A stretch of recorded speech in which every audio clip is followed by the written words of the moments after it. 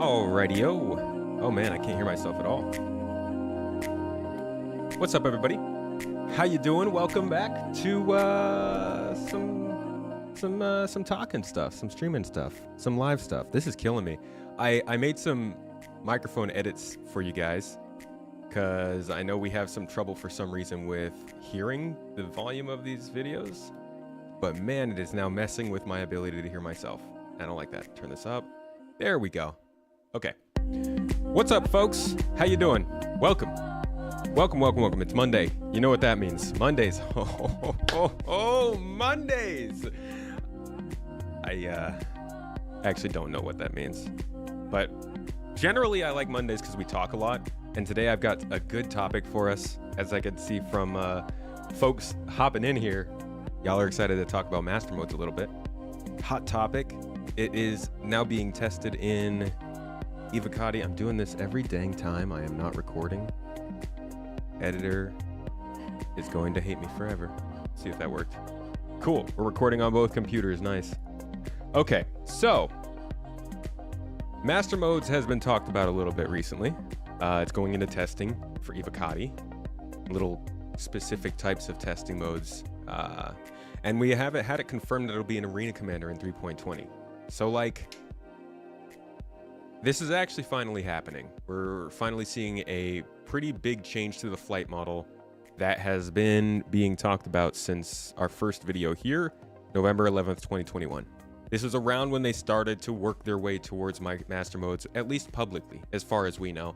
And so what I've done for you today, I pulled up all the times when they've talked about the idea of master modes before they knew it was master modes. And then we get to the explanation of master modes, the follow-up explanations of master modes, and then we're actually going to dip here into some quantum boost and quantum travel update stuff. Quantum travel has been mentioned in monthly reports almost entirely over the last year, so we're going to We're going to take a dump on those details. Yes, that's right, you heard it here first, and check out what the quantum boost or quantum travel change could be as well, because it sounds like it's a full overhaul and it's going to be a much different kind of experience. It sounds a little bit more like it's going to be like what it was before, which is interesting because master modes is a lot like what the flight model was before, but we'll get into that. How y'all doing today? I've got no mullet today. I'm very sorry. I cut it all off. If you didn't notice, no blonde hair. I had to go to the barber shop and get that all made up, but don't worry guys, it's growing back out. It'll be back. We'll be back to blonde in no time, whenever our next streamathon is. By the way, everybody, if you were there, thank you so much for coming out to that streamathon.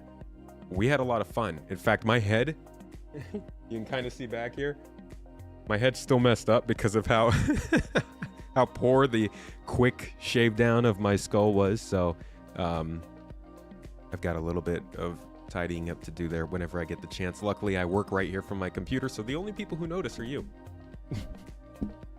I don't know if that's a great thing to say about my life. Perpetually in front of a computer. Reese, what's up, Toes Gang? How you doing? Austin, welcome. Francesco. I swear I saw Punj in here. Punj was in here early. Punj Master, how's it going? And DJ Catmom coming in at the early gang. Love to see it. I saw y'all looking into doing some mining stuff. I like it. Lane 07, Division Error, Unloading Whale. There always needs to be a whale. Country, Starship, Prada. Submist, Nosed Black, Nose D Black, Nose De Black. However it is, welcome. Moto, John, Abdi, my dude. Your name is Commander Shepard. Space Tomato Gaming is your favorite stream on Twitch. It's my favorite stream on the Citadel. Playing video games, really? It's an honest living, all right? It puts the food on the table. Back-breaking video game playing work. To be honest, I wish I got to play video games more. Ever since I started doing this, I play games a lot less, believe it or not. I almost never play video games anymore. Like the times that you guys see me play a video game on stream is just about the only time I'm ever playing. I've played a little Stardew Valley this year, and I'm trying to get back into Cyberpunk to make that work, but I don't really get to play. It's a lot of talking, which I'm cool with. I like it. It's fun. We get to do these every week. You know, your ship drop like bricks in atmosphere at the moment. Yeah, and that's going to get worse with control surfaces, huh? Lost my Kumar Patel mustache. Don't worry, I'm working on one again already. Give it 2 months and this will be grown out again. Is that a Spain soccer jersey? It is. No star. This is back before they ever won the World Cup. And I've just never updated my jersey. I've always worn this one. On a Monday. Old gamer, Skeet West. What's up? How you doing, Sean? Phantom Liberty stream when it drops. Let's do it. Honestly, I think Mrs. Tomato would be better off doing that for you guys. She loves Cyberpunk. She has a lot of fun with it. Call it football. We actually call it football here, not football. Did I call it soccer though? Oh, I guess I read his soccer jersey. I actually don't call it soccer. I call it football because I live in Turkey, and if I were to call it soccer here, people would not know what I was talking about. Nobody on the back. It's just a team jersey. I wore this before the 2010 Euro. Right around then I got this. And then they won the World Cup in 2012. And then the Euro again in 2014, I think. It's good times. Did I sleep like 2 days after the 12-hour stream? I actually made it like 6 or 7 hours. We were right back up and got a little bit more work done. Had a great podcast with Morphologists over the weekend. If you haven't caught that, I don't blame you. I released it like 10 minutes before this stream. It's on the second channel, though. We talked a lot about... overall, the topic is if Starfield overhyped. And it's a good talk. I mean, we spend the first like 15 to 17 minutes talking about Star Citizen. But then we get very deep into like our motivations behind liking Starfield and how it could be overhyped and stuff. And I would check that one out. We just posted it up. It's audio and visual. And yeah, make sure you drop in the comments. Say hi. Do I have a team? Back when I used to follow football a lot, my team was Barcelona. Obviously with the Spain stuff. You have a problem with Barcelona? Nobody knows who that is. Yeah. The Turks, huh? I used to be Barcelona. In America, I really liked the Portland Timbers and the Seattle Sounders. Back when I was a kid, I liked the San Jose Earthquakes and Arsenal because Thierry Henry was my favorite player. And then I ended up, actually David Villa was my favorite player for a while. That's where the Barcelona-Spain connection comes in. I haven't had a favorite team in a while, though. I guess Galatasaray in Turkey would be the one I identify with, but I don't really know that much about who's playing anymore. I haven't been following very closely for a while. Been twice at Camp Nou. I've only been once, and it was outside. Just looked inside, said, hey, I know people who've played there. I don't even know them. I've seen them on TV. Whatever. Tomato out here acting like he knows people. Toronto FC fan. Yo, Toronto's cool. Yeah, I like the Timbers. They had a cool jersey. I liked that era of U.S. soccer when those teams came in. Yeah, like Atlanta, the Timbers, the Sounders. I think there were a couple other teams, but like all in like a 5 to 6 year period, I think. Yeah, it's just a football city too. All right, guys. Love the talk. Didn't know we had so many football fans in chat. We got to bring that up more often. But what we've got here is a major change to the flight model coming up that's probably going to make a lot of people very happy or very angry. But I think that's probably a good thing. Like, they're taking such a deliberative stance on the flight model now that I don't think it's really going to change in any major way from this afterward, besides the heat system and control surfaces. I think in terms of speeds, they may have finally figured something out, because let's be honest, before maybe the last year or two, they haven't had the best QA on large scale game systems, I think. Like, I guess we can kind of tell that by the fact that we've gone through 3 or 4 different flight model iterations. But at this time, it feels like they have put enough thought and gotten enough data to come up with a system and fine-tune it to something that offers more fun.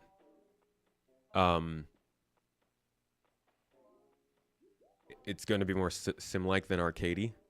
I mean, it's kind of a good thing, yeah, for a sim. But the reason I say that they put a lot of thought into it is because, as you can see here with the video we're about to start with, they started talking about these changes in 2021. And even before this, they were talking about it. This is just the time when they made a big introduction to what they wanted to do with combat. So this is where we're going to start ourselves off today. Take a look at... God. Take a look at... I guess I'll just take this off for now. At what they wanted to do with the combat with the hindsight of master modes. Just imagine you didn't know about master modes when you first watched this. Check it out. Let me know if it's too quiet or loud. Actually, I can't go any louder. Hi, so. We're members from the Space Combat team. It is a cross-disciplinary team from multiple teams at CIG. It includes members from Vehicle Experience team, Vehicle Feature team, Player Experience team, and also several other departments. The main thing about these people is that they're invested in space combat and they're actively playing the game. We're going to discuss the current state of space combat in 3.14 and 3.15, and then we're going to talk about what things are working, what things we're unhappy with, and what changes are coming up in the short and long term to make the experience better. And the last thing we're going to talk about is the importance of community, because we're not making this game in isolation for us, we're making it with and for you. We went back through all the previous status and releases, and we looked at what was the most loved features out of all these releases in the past, and which were the most interesting, what players said about these releases, what they didn't like about these releases. So it's just like an overview of the past design choices and just like an analysis of where they ended up with the game and what experience they brought to the game. The second step was to analyze the works of John Boyd, who did a lot of works related... Boyd. It's like what they call the fishes and stuff. Not like that, but... Sorry, I like the name, dude. Keep going, John. ...to dogfighting and to military strategy theory in the past, meaning so-called OODA loops, which are really important for us for decision-making. The third step was to have a lot of calls and chats with so-called subject matter experts. These are people who in the past were working or flying for the armed forces and have a heavy knowledge in dogfighting. We even went so far to have actual... A lot of people were... Oh, God. I'm sorry. I just turned up the mic. I'm so sorry. That freaked the crap out of me. Oh, man. A lot of people... a lot of people were really excited to hear this, that they were working with people with actual experience.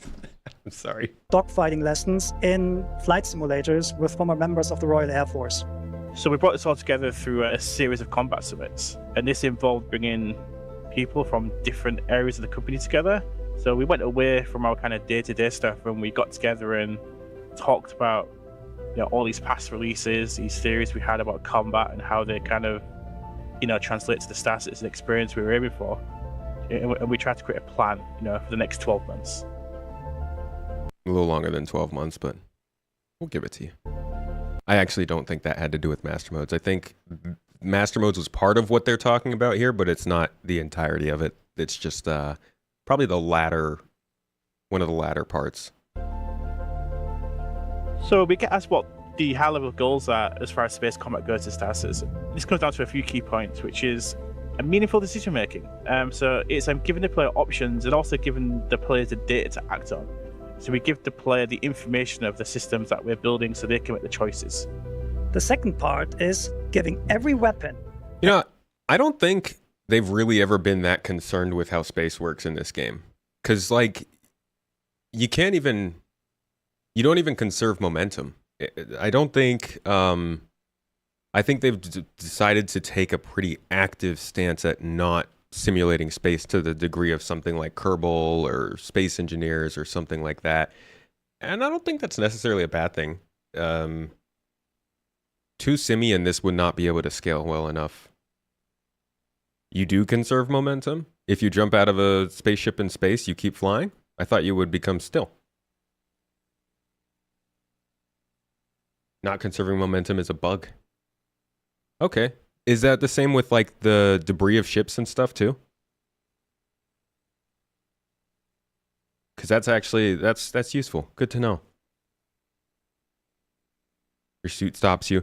Do they also plan on having bullets simulate the force when you shoot a bullet? Do you fly backwards, like Newtonian physics and stuff? 'Cause all that kind of stuff feels rather loosely done in the game, in my opinion.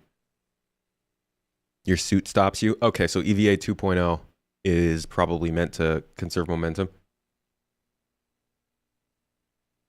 There's also what Wiggy is saying, that realistic space combat and just space flight in general might be kind of boring. Think you'd conserve momentum if you turn off coupled. Cool. So maybe that's a problem with EVA, in which case I retract my statement. But I do still feel like they skip out a lot on more sim-y kind of things, and that might be because it's in development still, but this seems like a reasonable idea for combat and flight. And again, we haven't even gotten to the good stuff. Let's get back to it. And every vehicle and every other item a proper purpose in the game. And then we embrace those limitations that those choices make. So the players have to make choices. So it isn't just a case of picking the best of everything. There's certain limitations that come with picking certain things. Then basically it's got to feel believable. So we aren't just artificially making those, limitations for the sake of it. They actually come from real consequences of our systems that we build. And the last high-level goal we want to achieve is to avoid meta gameplay. We realize this is really hard, but we will. Imagine trying to salvage a ship after it's been blown up and you have to keep up speed with it, stay uncoupled and rotate around it and stuff.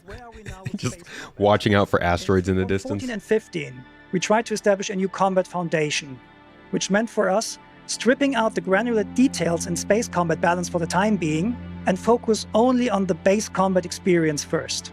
And that affected 4 key areas. The first was assigning all ships to a specific archetype.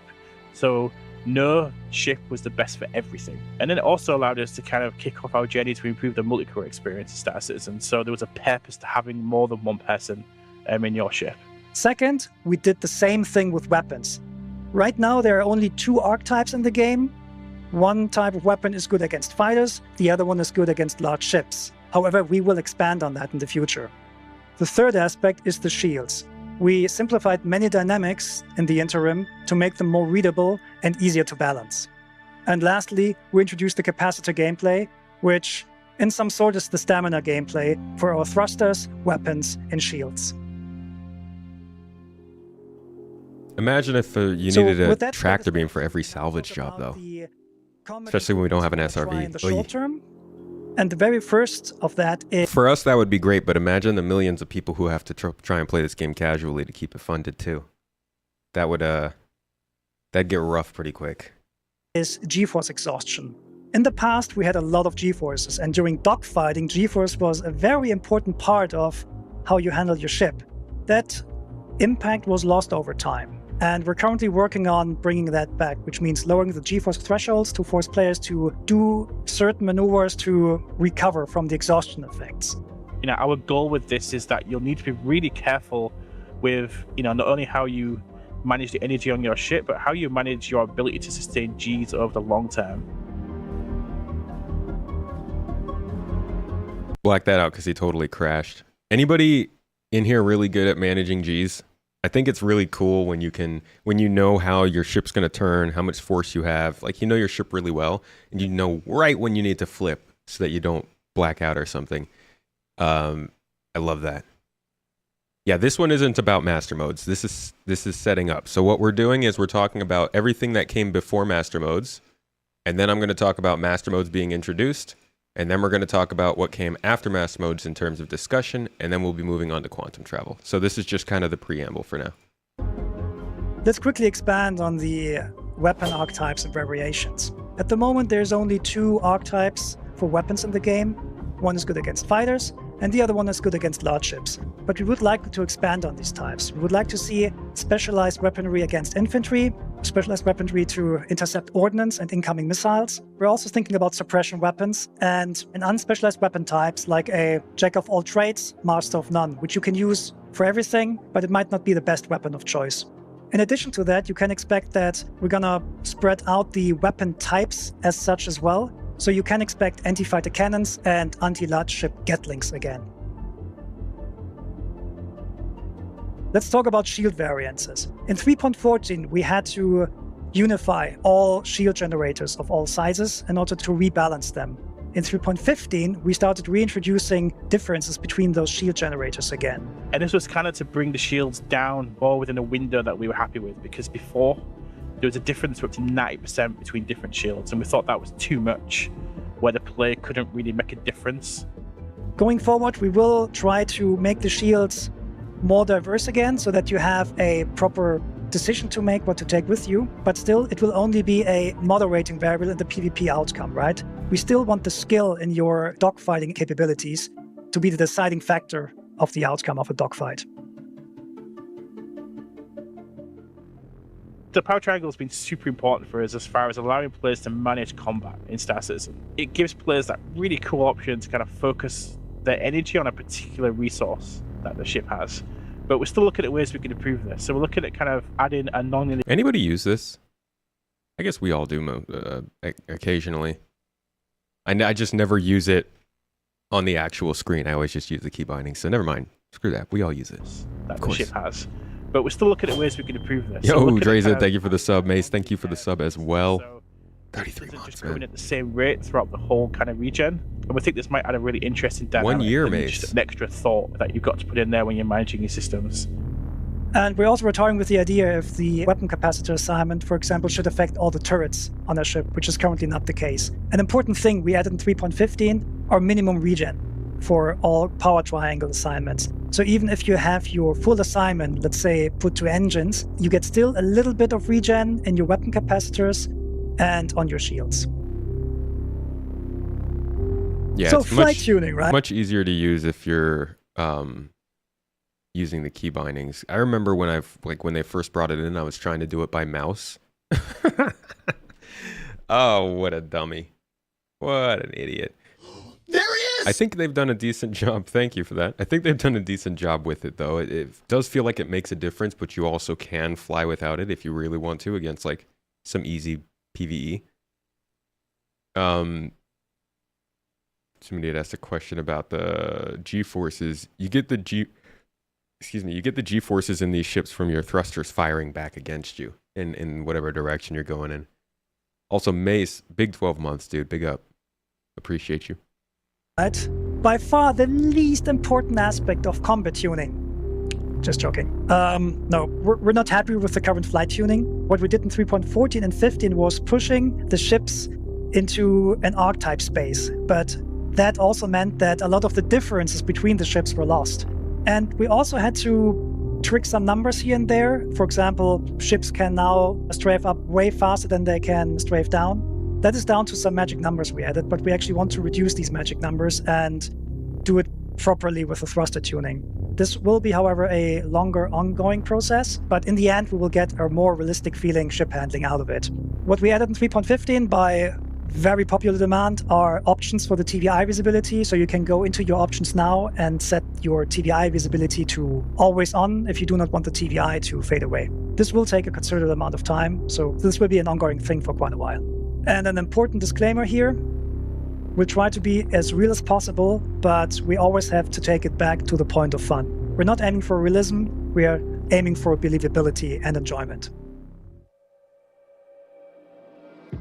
The idea of trimming was born out of two things. First, players who play decoupled, they wanted to have a control to actually hover at a certain altitude. And the other thing was, we looked at how military choppers... TVI is thrust vector indicator. So that's the thing on that swings around. And it has like either a thing like that or a thing with two V's. I think that's a mistake. I honestly wasn't paying super attention to what he was saying about TVI. What was he saying? Implement their trimming systems. And then we thought, maybe that is something that can be added, especially for dual stick users. So we investigated a trimming system where you can push a button and then set your left or your right stick in a specific position, and you let go of the button, and the ship will keep that input. And any kind of input you do afterwards will be in relation to that.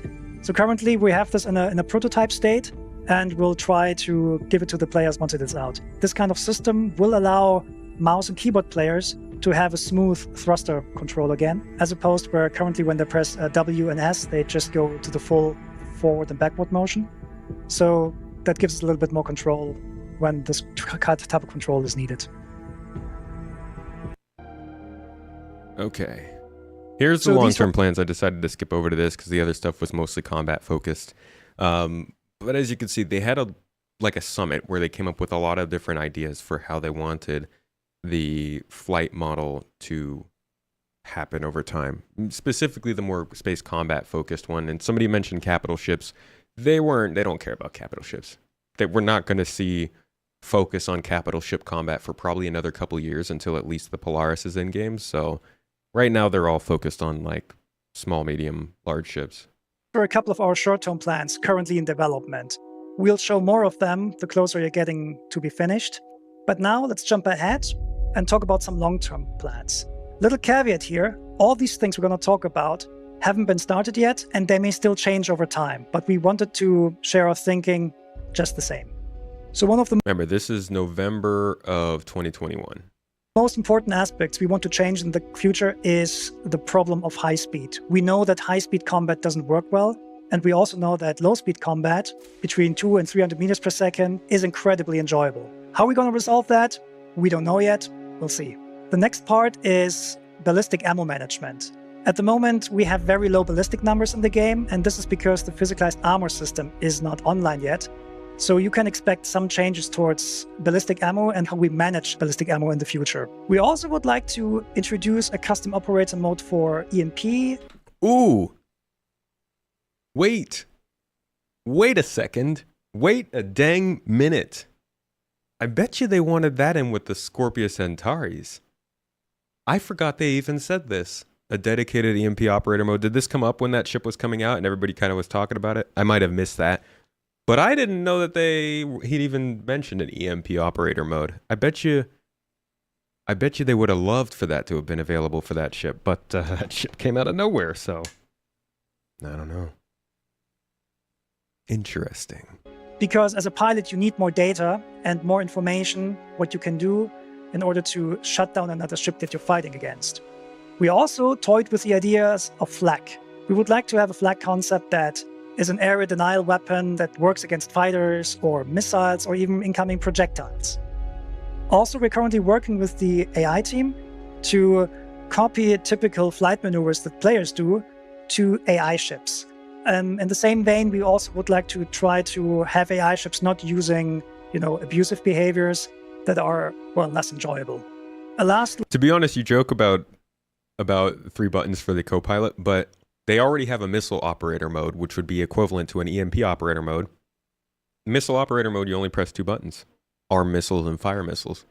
That was more meant to be just a way to separate out gameplay and probably build on it later on when there's more to do in that position.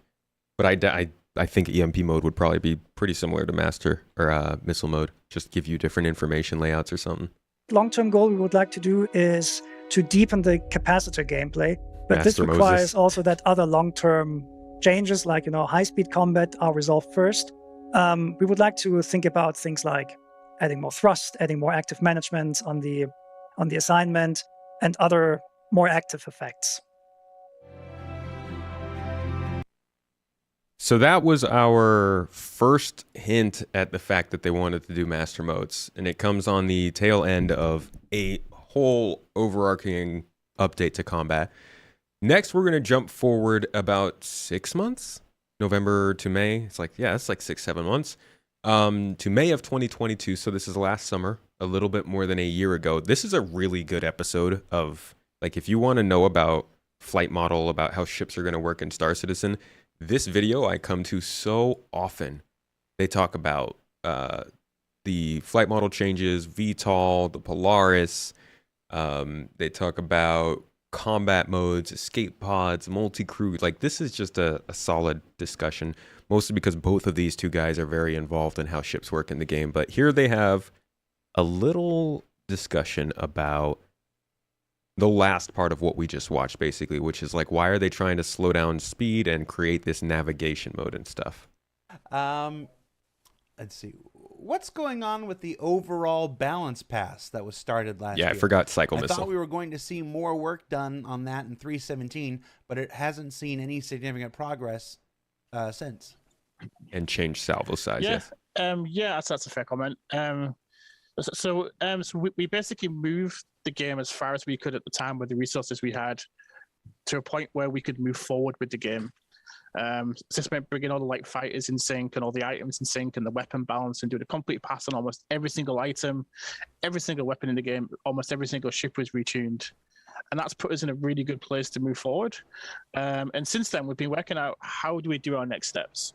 And we're working on a couple of features in the background that will enable us to bring the combat speeds down. And this is where the next step comes, which is the combat speed. So once we get the combat speeds down to a reasonable amount, we're going to be, we're going to be able to really push forward on making ships more unique. So even ships that are kind of similar in size and similar in weight, there's still kind of unique properties to those ships that make them what they are. And we're going to be able to move those ships much more accurately and precisely within the kind of bubble that those ships operate in.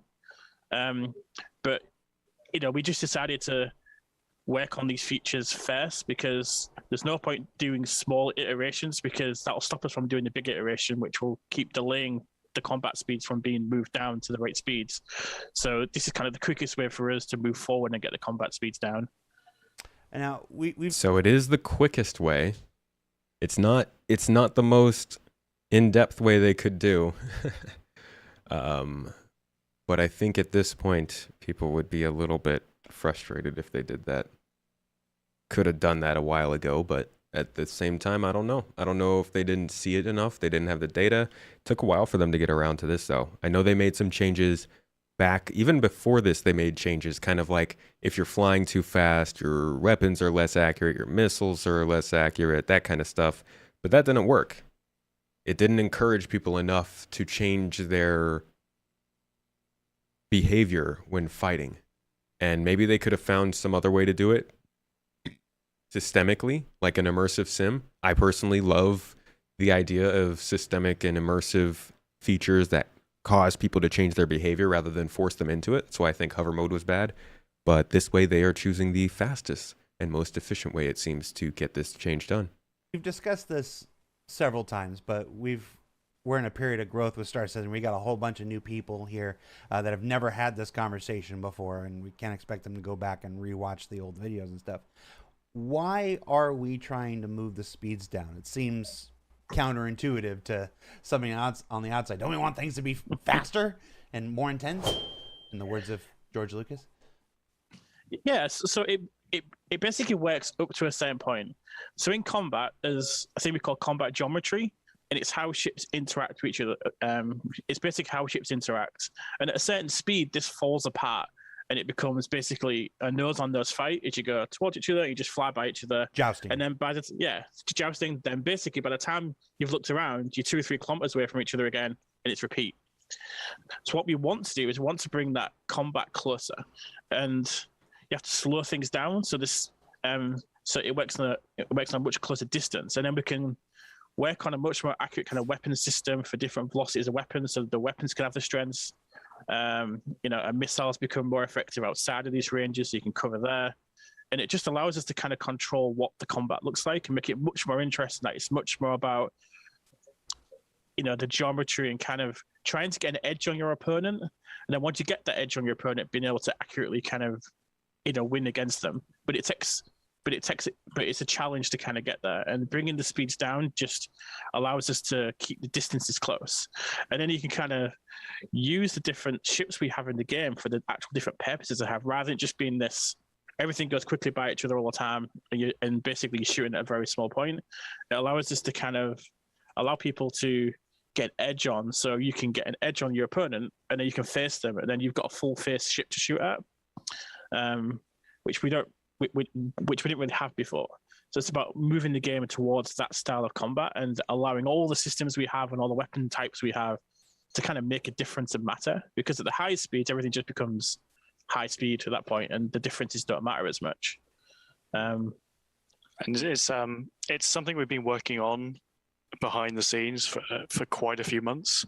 And I don't think we've really, that we're going to probably say quite a few times today, bringing the speeds down, but we're not going to explain how we're doing that here, because we could spend like a whole hour or a whole separate ISE talking about what we're going to do. So we'll save that for another time. But yeah, the goal is to have those slower combat speeds because that improves combat. But then we've got another plan for not crippling traversal around the universe, because we're not just going to go, oh, ships are only going to go 300 meters a second now, bam, tough. We are aware that like combat is just one aspect. I wonder why they didn't decide to just go back to combat and cruise mode. It's so close to what the game played like before. Before, what was it, 3.0 change? This is almost exactly how it used to be. It just didn't do anything with your weapons and shields, if I remember correctly.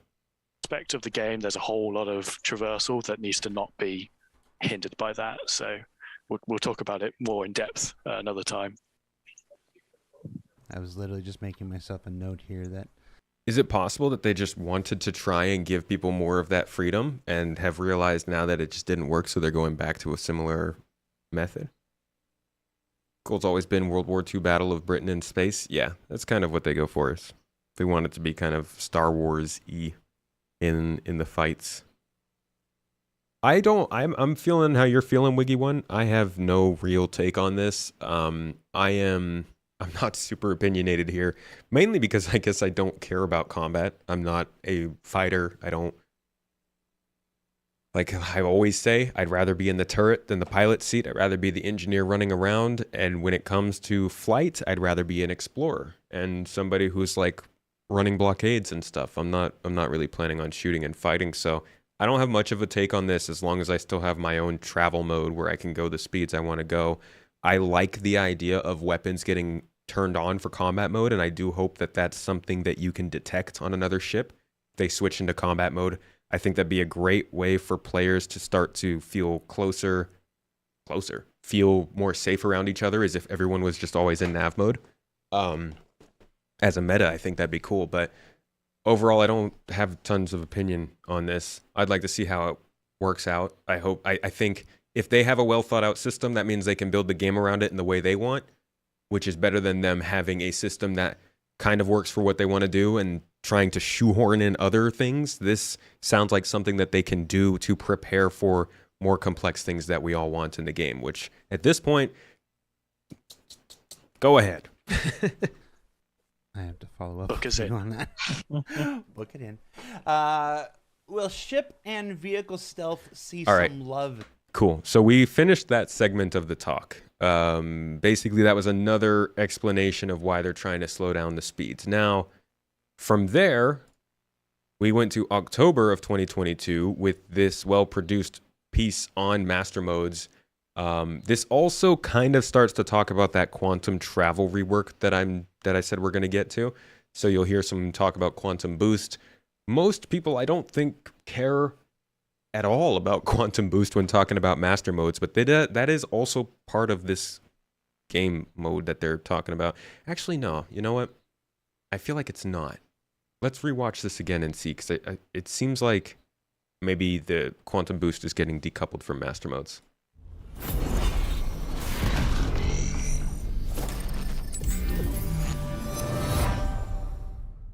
Hi, my name is Yogi Klatt. I'm a gameplay programmer in the vehicle feature team. I'm here with Rich Towler, David Colson, Jed Talbot, and Johnny Young. And today we're gonna talk to you about the upcoming changes to the flight systems and the combat systems, which are done specifically for Squadron 42, but which will eventually find their way to the persistent universe.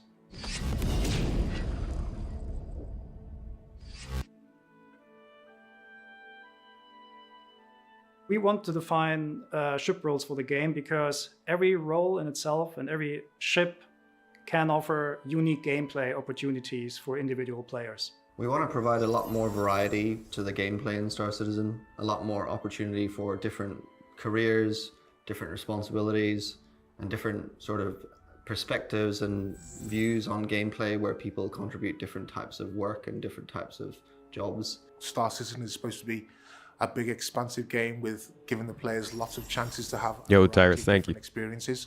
It's not just about combat, it's not just about an economy, it's not just about piracy, it's about all of those things happening at the same time. So we need ships that can act and function in different ways to support all of those different goals. In trying to figure out these roles and define what they are and make the gameplay for them, we started very heavily leaning toward combat, mostly because combat... Spent your Q3 creators budget on Friday, dude. You filled my Q3 creators purse. Dude, thank you. Seriously. We got so many more GII members because of you. I actually don't know. You're gonna have to ask Mrs. Tomato, but I think we did. Cheers, man. is a mechanic that is very widely applicable throughout the game, and the principles behind it apply to various other roles in the game. We've been working away in the S42 branch, and this has really allowed us to isolate these ships. So we're kind of broken it down into archetypes, and it's really allowed us to kind of break down what these ships do.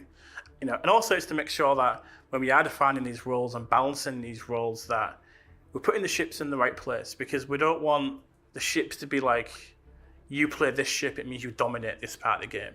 That there's always got to be plus and minuses so the balance is right. So there's still some crossover between the ships. So just picking one type of ship just isn't just a win. We have already defined several ship roles, and they're usually known as light, medium, and heavy fighters.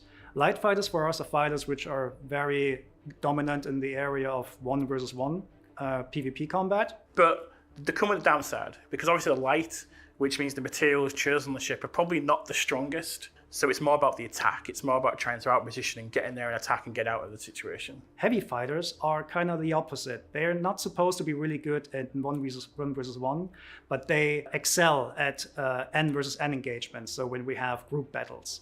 Medium fighters for us, internally we call multi-role fighters, because they have a lot of hard points, so they have a lot of loadout flexibility. So a player can tune them to the role whatever they want, but they will never reach the performance of Hold up. dedicated Are they ships. are they insinuating here that is the Reliant a medium fighter? What is that? The Sen? It sometimes come with a turret as well, so they've got that additional gameplay. It's of got the 4 turret, hard points. which is aimed to kind of counter the lack of maneuverability that their ships have. And then additionally to that, we have racing ships, which are basically just really fast at changing the velocity vectors. And interceptors, which we basically just want to go very fast in the forward area, but never reaching really the performance envelope of dedicated dogfighters. Interceptors are designed to kind of catch up to ships and disable them. So they come with kind of advanced kind of hardware on these ships. Bombers, on the other hand, are they're just slobbing heavy ordnance at larger targets, so you use them to take out bigger ships, but they're not really good at, killing small fighters. And then from smaller ships coming to larger ships like Constellation and up, we want to change the gameplay to be less about positional combat, but more going into the naval style of combat, where it's important to show the correct shield and fire arcs and timing your shots over long distances. So the purpose of ship roles is to really help players understand what ships should be used and when they should be used. And it's really about delivering on those kind of gameplay promises that we've been talking about over the past kind of several years. If every ship is the same, it's not fun. But if we have dedicated ships with dedicated pros and cons, then we can create very exciting combat environments. And the biggest challenge we see in order to get that gameplay we want is the current speed that we have in combat. The red hair was not a difficulty to get out. We just It's a washed my subject head. we've talked about many, many times in the past. And it's something we've tried many things with. We've tried limiting things at speed. We've tried adjusting handling at speed. We've tried so many things to kind of manage the negative impact of speed on combat. When ships are going fast in combat, they usually just end up very far apart, which is not very interesting. And it just devolves into jousting very quickly, which is also not very interesting. The second you create a longer distance between you and a target, your angular requirements to maneuver to that target are just extremely small. And this is a very obvious math reason why high-speed combat is kind of the opposite This is how I of fight. what we want to achieve. I try not to, but I meaningful always end and up doing it. effective positional maneuvering. We want the combat to be closer and to be more turn-oriented, so rotations should matter more than just flat speed. Having very high speeds that are pretty much the same between all ship classes negates a lot of the opportunity for smaller ships to flex different types of gameplay. Another big issue with the speeds in combat is it's very hard to keep players engaged in the combat because players can move so far so quickly in such a short space of time. It's quite hard to keep a track on your opponent. So you might think, oh, why don't we just make the ship slower and call it a day? Well, we can't do that. The main reason we can't just make everything slower is the size of the Star Citizen world. We've got huge planets where we need to go from the planet's surface up into space. We need to transverse between different systems. So essentially, we can't have just low speeds all of the time. There's a massive universe out there to explore. There's planets to explore. And the feelings we want to capture with the speed, we still want an element of danger that you can still go too fast in lots of situations. We have tried an awful lot over the past few years with what are called soft speed caps, where there is no speed cap on ships, but we encourage gameplay to occur at a lower speed. But it doesn't really work because we don't care. The advantages of flying fast in terms of defense is just better. So since the last year, the focus of Vehicle Feature Team it doesn't really work because y'all won't bite. shifted very heavily towards Squadron 42 and nailing down the flight and space combat experience for it. And I'm very proud to say that we finally found a really good working solution that we're going to show today. That's, I think, also a really important thing to remember is like he just said that they found a solution for Squadron 42, and now they're going to show us that solution. At this point in time, they hadn't even applied this to Star Citizen. So they have to go through the difficulty of figuring out how to apply this to a ton of different ships as opposed to the 4 that we would fly in Squadron. And I think that's why, even though this is working in Squadron at the time of this video, it has now taken them almost a year plus just to figure out how to get it to work in Star Citizen. And now we're only seeing NDA tests and it's not coming to the PU. So I think part of the effort it's taken to get this into the PU has actually been, hey, does this even work for Star Citizen's situation? Which hopefully they go over this year. So the main idea is to simply not have combat and long-range travel. I think the reason it's for Squadron first is because they need to get Squadron finished. Like they need to get a dedicated flight model into Squadron so that they can run the levels, make sure difficulties are right, make sure everything is in place. If they wanted to do it for Star Citizen first, they still wouldn't even have it in Squadron, which would mean Squadron would still be nowhere near, whatever the polish level is right now. At the same time. So we're splitting these gameplay experiences. This will be done by a thing which is called master modes. A master mode is a thing that is globally applied to your ship. And we have 2 of them. We have SCM, which is now relabeled as standard control mode, and QCM or QM for quantum mode. The idea is that between these 2 modes, we can constrain the speeds in combat and also get all of the maneuvering, like high speed maneuvering and traversal mechanics that we had before, but in these distinct modes that are integrated with lore and integrated with the ship functions, such that there's costs and payoffs for being in each of the 2 modes. So let's start with standard control mode and what this means. So this is the mode that we intend to be the functional mode of the ship, whether it's combat or mining or any of these kind of core kind of things the ship does. We want the player to do these things in this mode. And what this does is it reduces the speed of the ship, but it also enables the shield to be turned on. And obviously the intent behind this is where you do your combat. It's where the guns are on, the missiles can be armed and fired, and all the kind of operational things a ship does operates within this mode. The speeds that you can reach in SCM are somewhat limited, somewhere between 200 and 300 meters per second, tuning pending. But this is basically the hard cap, which you cannot not really exceed. You can slightly exceed this. I actually do like that it extends the range of the speedometer, because one of the things that kind of annoys me in the current flight mode is how, like, if I'm rolling the mouse wheel and I want to get a certain speed, it's harder because, like, going up to where it gets red is from here to here, right? But now that they're extending it, going up to where it's red is from here to here, so you can have smaller increments, which is nice. Could have changed the model of adjusting it anyways, but that is a nice side effect. This by using boost, but you cannot maintain any velocity beyond that SCM limit for a longer period of time. So we're thinking of this as some kind of energy management system. So you can go a little bit faster with a little bit more accelerations when you need to, but you know that it is a limited resource and you should use it carefully.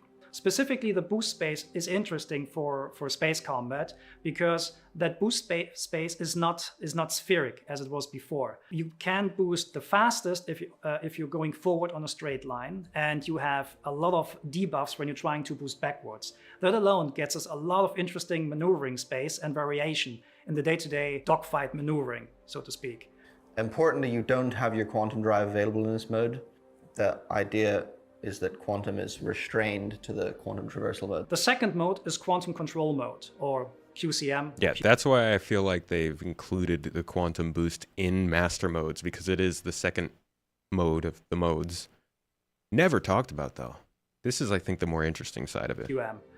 What this mode does is it unlocks your maximum velocity that your ship can reach. So when you were limited before to 200 to 300 meters per second, now you can go to 1200, 1400 meters per second, whatever your ship allows you. During the development of the quantum mode, we realized we needed something that was a little bit more kind of about traveling large distances, but not the distances that you need to, speed up your quantum drive and travel across the universe. So we've created this feature called Quantum Boost, which is available in the quantum mode, and you can access it at any point.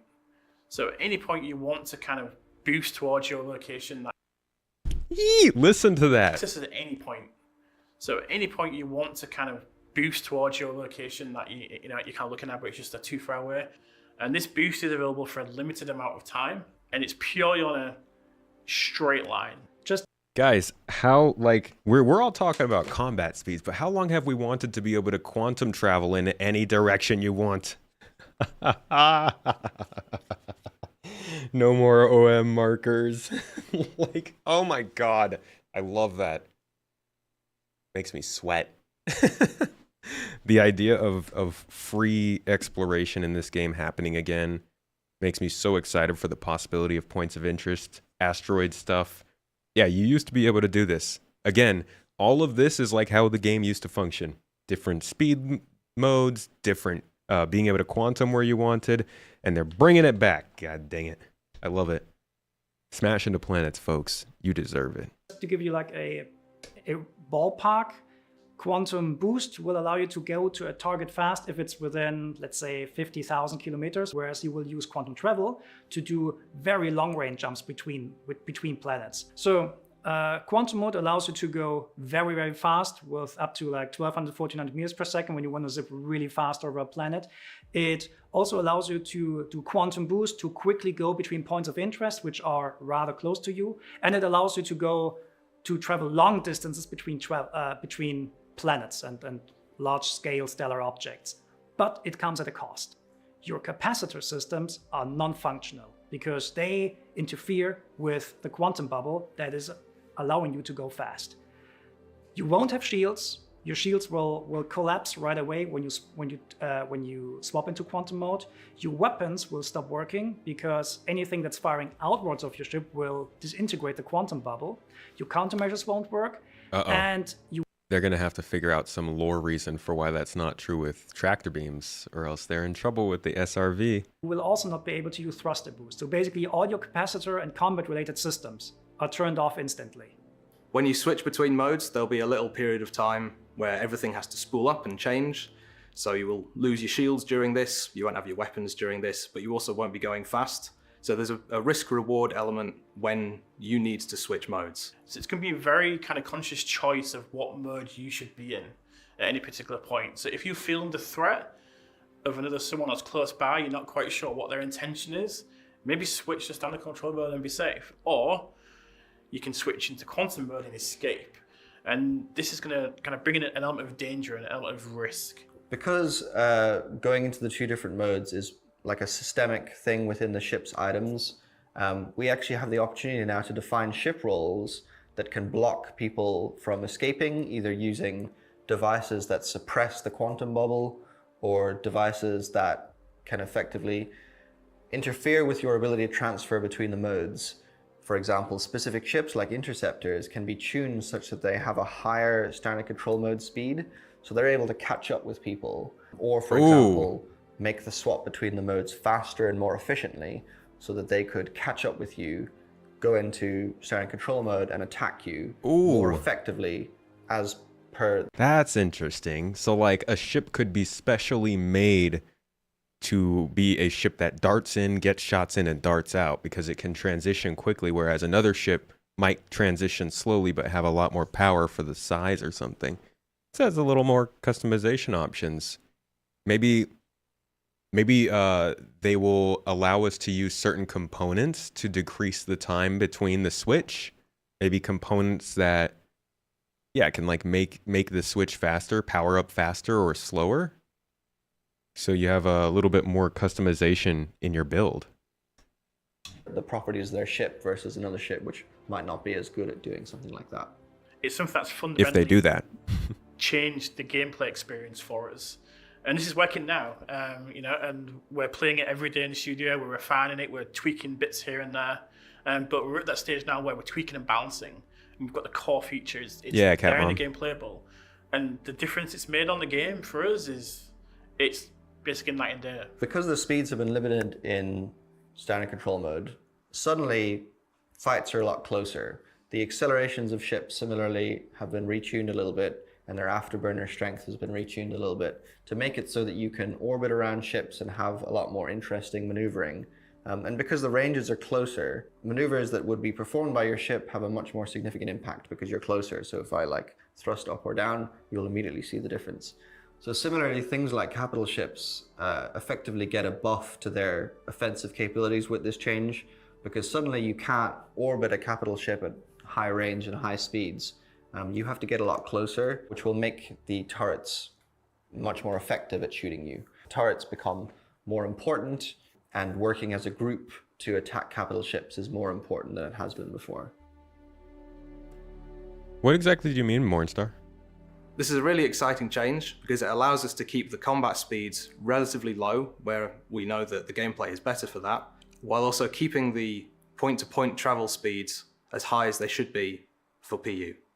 Playing with master modes in Squadron 42 has been a lot of fun, simply because it's changed the entire combat experience. Before, you'd find that you were fighting at a huge distance. Now you find that you're in really tight, close combat with the other players. I think the biggest part of this is going to be when we have the larger ships interacting with the smaller ships. Once we can have battles with big capital ships and smaller ships, we'll have brought something to the Star Citizen world that I don't think has come out before, and I think it'll make a massive improvement to the game. Having made these changes to implement master modes and rebalancing all of the ship speeds, we'll finally be able to define ship roles in the way that we've always wanted, and to bring a lot more variety to the gameplay that we haven't had before. So it's been a really long journey here, obviously, because you've been a part of this journey. And we've tried many, many different things over the time to try and really create the experience we want. But the reality is, from us, it came down to what it always is in Sci-Fi, which is creating choice for the players. It's about giving players the option, and their choices have consequences. So with master modes, it really helps define the player choice in the game. So they're choosing to do combat, they're choosing to travel from A to B in quantum, they're choosing to QT boost somewhere.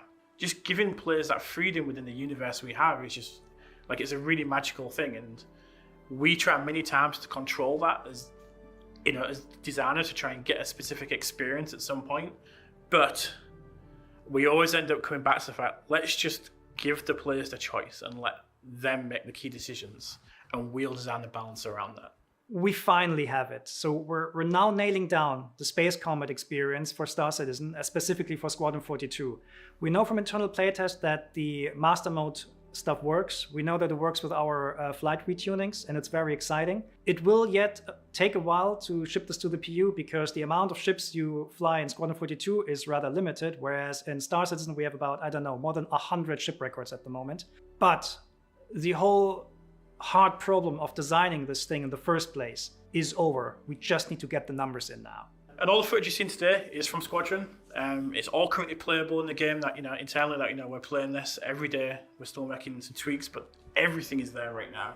It's all about the foundational kind of tweaks that we're making, and we can't wait to get it in your hands. So thanks a lot for listening to us today. We're very, very excited. All right, a lot of chat going on.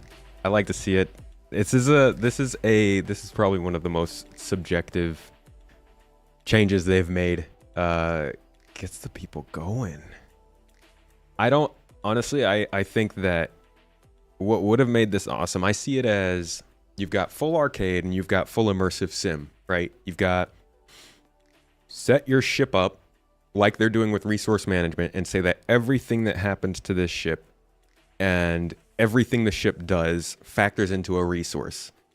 And then tell the people you have to decide where you want those resources to be. If you want those resources to go to your weapons and shields, then you're not going to be able to access your full potential of your power system or your thrusters. That, I feel like, is the full immersive way of making this happen. The full arcade way would just be kind of like this change with master modes, but I guess this would be a pretty arcadey version of that. I'm trying to think of, I feel like there's still a lot of choice happening here. I guess the full arcadey way of working would be basically if you detected an enemy ship, it would automatically change your ship into combat mode. And this way they're trying to find a halfway point where you can decide when things are changed, but they are forcing the differences to kick in because that's what they want to do. And they keep going back to the idea that, hey, we tried to make changes without forcing them and that didn't work, so now we're forcing them. I always err on the side of taking away the immersive elements. But again, as not a very combat focused person, this was not one that I feel affects me or gets me too opinionated on it. I want to see how it turns out. I do really like the idea of being able to use maybe components or engineering, tuning or something to change how this stuff affects your flight. If they go into that, then it makes it even more immersive. If you can affect how your ship transitions and how the shields work and all that kind of stuff, I think that adds a big element to it. But that's a big if, and we haven't seen any bit of this in testing. I think the first iteration probably won't include stuff like that. So I think we still have a ways to go before judging this system. I think it kind of sounds cool though. But what we're going to do now is we're going to, this was kind of the announcement of the whole thing. There is such a thing as being too immersive. And that's why I'm not really going to throw a fit about some things getting changed like that. Now, there's definitely stuff that I think would be pretty important to not get too far wrong. Flight model being one of them. I don't think this really takes, compared to what we've had in the past in terms of flight model, I don't think this really does ruin that. But again, who knows at this point? Do I think ship armor will be developed with it? No, I think we'll get ship armor afterwards. Folks who want to avoid combat need to choose where they go wisely. I do want to feel both A, I want to feel like I am more considerate of the ships I see, and B, I want to feel more powerful in a big ship. Like if I'm in a constellation and we've got two turret gunners on there, I don't want to feel like I'm worried about two arrows coming at us, you know? I guess two arrows could take down a Connie. Like a single arrow, I don't know, I think there's a feeling that you want to get while you're traveling around in space, and because so many features are missing right now, you don't get that, which might be part of the case, but also there's kind of a missing scale of danger at times. And that's also dependent on people just being really freaking good at flying light fighters. All right, so this was a follow-up that they did. What is this? It's like 2 weeks later. And I think I just had a quick... This was just them talking about it a little bit quickly as a follow-up. This isn't the good, juicy one. There's a good talk we're going to get to in a minute here. With making sure things are... oh, this is the one that's a little quiet, sorry. From the start. And we haven't had an RSI a ship in a while. I think the last one was maybe the Apollo. Somebody's going to be like, that's not the last ship. But it's Scorpius. Okay. Yeah, but yeah, for me, I've only worked on the little RSI stuff, none of the big stuff. So it's going to be good fun. Where do you... Dan, I agree with you. Where do you start? Okay, so say he's got the brief done, and that comes to you, where do you start? Like really early is we'll just get. I think I found the wrong thing. Hold on. The layout is what we need to work on first, and really that's the stuff that kind of like sets the foundation of like how big the overall ship's going to be. Because a lot of the time, the design guys will have their wish list of these are the things we want to fit in the ship. But oh yeah, I'm way off. I'm sorry. Let's jump here. Seeing all of these cars all adopt a very similar shape language, even from other manufacturers. I love the way your reference points is like Mustangs and Challengers, whereas mine's like Fiestas and Escorts. They're like Skodas. Yeah. Well, no, I was a Ford guy, but we've just got different Fords over here. Okay. And then also at Citizen we talked about master modes. Yes. And master modes are the big change to the flight experience that are being developed and tested in Squadron 42. Now, we had originally hoped to have Rich Towler here to talk about that stuff, so we won't be touching too much on it. We'll be sure we have him on the show soon to go into that. But reactions to master modes have been pretty across the spectrum, I would say. I've seen a lot of people that recognize that, oh yeah, this will do it. This is exactly what it is. And then, as always, with any big change, there are people that are like, no, I don't see how this will work. You're just going to segment the game. We knew this was going to happen. Yes, yeah. With the change of this scale, we knew that this reaction was going to happen, and there was only so much we could put into that CitizenCon presentation. I think the guys did a great job of getting the basics out there, but we couldn't cover everything. So there was lots of questions about, hey, is my cargo ship just going to get ganked all the time now? Or what happens to racing? And those are all... The answer is yes. Yeah. 100% ganked. And we knew those questions would come up. We just didn't have time to expand upon it in that piece. So when Rich and the team get a chance to do it again, like I say, it was supposed to be today, but sickness and holidays fought against us. Yep. We'll go over what the plans for those are, because it's their pet project that they've been working on for a long time, and it should really be them that gets to explain it in depth. Now, that said, we got a little bit more time with you before we let you go. Ben, I understand one of the questions that we get. I feel like I'm in trouble. Well, it's not necessarily just you. Okay, I think that was all they had to say about master mode. So this part, and I know that video was a little bit low, sorry. Hopefully this one is a little louder. There's a lot to be said about this here. This is kind of their follow-up where they fully explain what they were talking about during the, it's not the stream audio, it's the video. Some of their videos are very quiet for some reason. I can't turn my volume up at any higher, or it will turn up my voice as well. And yeah, so hopefully this video is just louder. This is where they go into detail and start to explain some of the stuff they were talking about. Here, we announced master modes, which was a pretty dramatic change to the way that our single See, this would have blown out all your speakers. ships, our dogfighters, whatnot, are going to handle in the verse. It's currently in testing right now under the Squadron 42 branch. Without rehashing the entire presentation, for folks who maybe haven't seen it, what is master modes? Who wants to take it? I'll take it. Okay. So master modes is basically Fug long. Be wary. Yeah, this one is louder. With fixing the combat in the game, but also allowing the ship experience and the ship roles to kind of fulfill themselves.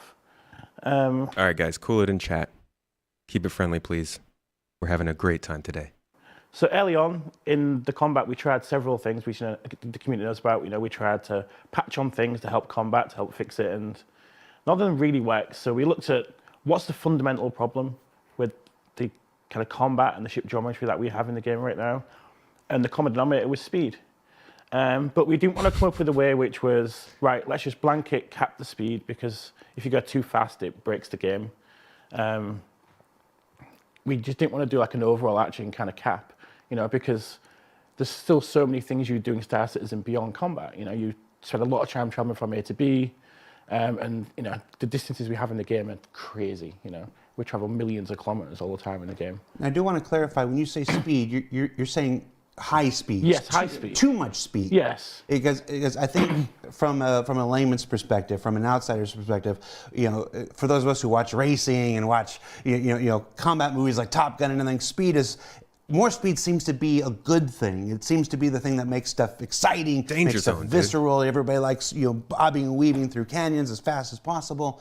But you're saying too much speed actually hurts the combat experience. Yeah. Nonsense. Yeah. So if you trap nothing but speed, dude. What was the Ricky Bobby wants to go fast, right? What was that whole thing? Did you not ever watch Talladega Nights, man? Very quickly, the distances you cover in that amount of time become really large. So if you're having a dogfight with someone and you're flying at 1,000 meters per second, within a very short amount of time, you could be 3 or 4 kilometers away from your target if you turned around, and then you're flying back toward each other. And then you basically repeat the action and you just end up firing at the nose of your opponent. You guys are all good. I'm just making sure there's no misunderstandings. It's text. You know how it is. It makes it really hard to balance. It makes it really hard for the weapons to make a difference, the different types of weapons we have in the game. So the goal for this was to bring the combat closer and to make it much more about kind of outmaneuvering your opponent. So if you can get the edge on your opponent and you're trying to do this and that, move around each other, there's going to be key moments in this where you get an advantage and you can use the distinct weapons you've chosen, your special loadout you've chosen, and those things will be an advantage, but also be disadvantages too. But we want it to be about those moments where you really engage in combat and it becomes about outmaneuvering your opponent rather than this kind of slingshot, kind of nose-on-nose combat we've kind of been used to. And so we're doing this by introducing what master modes are basically 2 different operational states for the vehicle. Yogi, why don't you tell us what the 2 operational states are? What are the 2 master modes? So the one state is basically your combat mode. We're still talking about whether it's should be like standard control mode or actual just combat mode. This is the mode in which you do the majority of your gameplay, and like you're gonna do all the combat stuff. You're probably gonna do mining in that as well. And the other mode, which you swap your ship into, it was called QCM in our presentation recently. We're just gonna call it NAF mode because it's more descriptive name for it. Mm-hmm. And this one allows you to use your quantum mode and it allows you to unlock the high velocities, but it makes your ship very, very vulnerable in terms of there won't be shields or weapons working during the time. And basically that is the idea to watch Switch just... Not gonna lie, y'all. I could not do their job. I really couldn't. I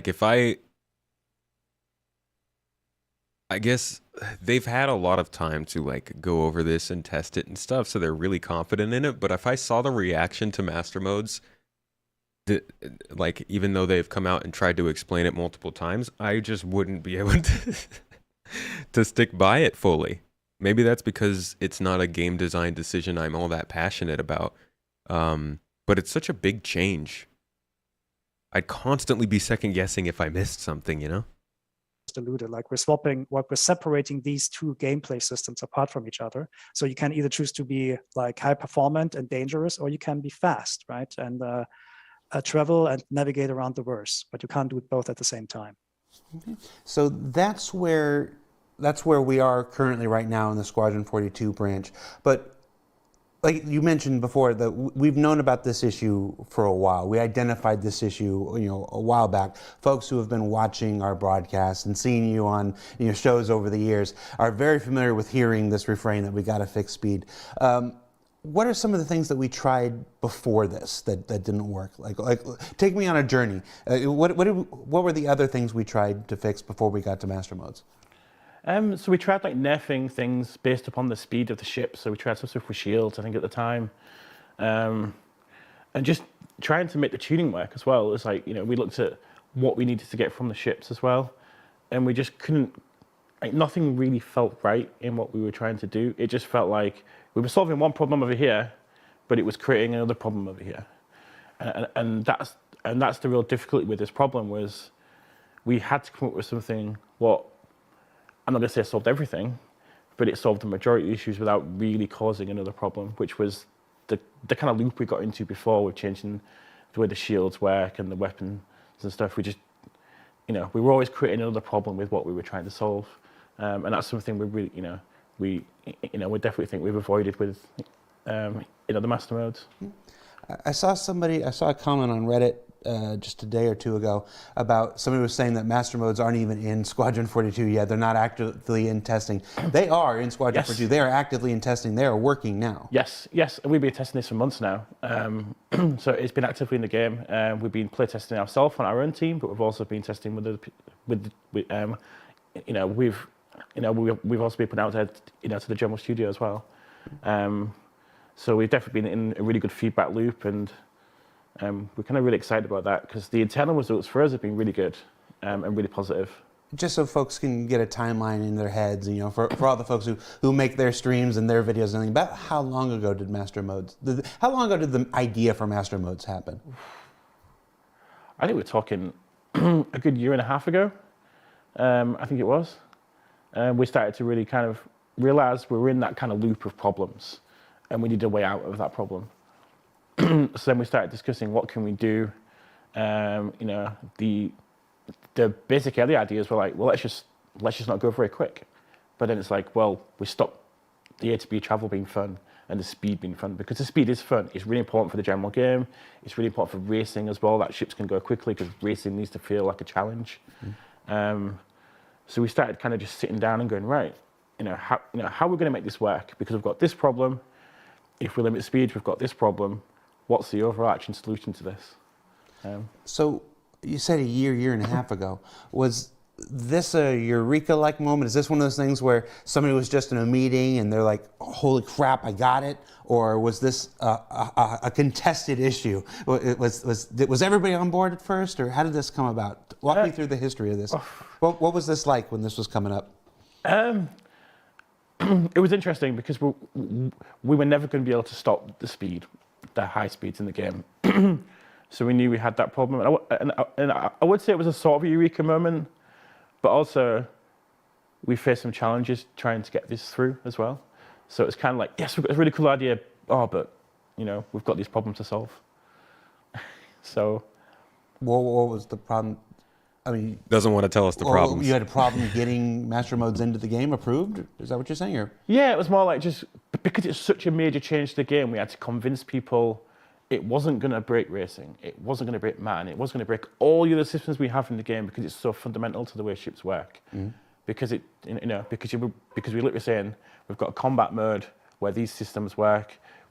We've got a navigation mode where these systems work, and it's such a fundamental change to the game. It has to be approved by so many people.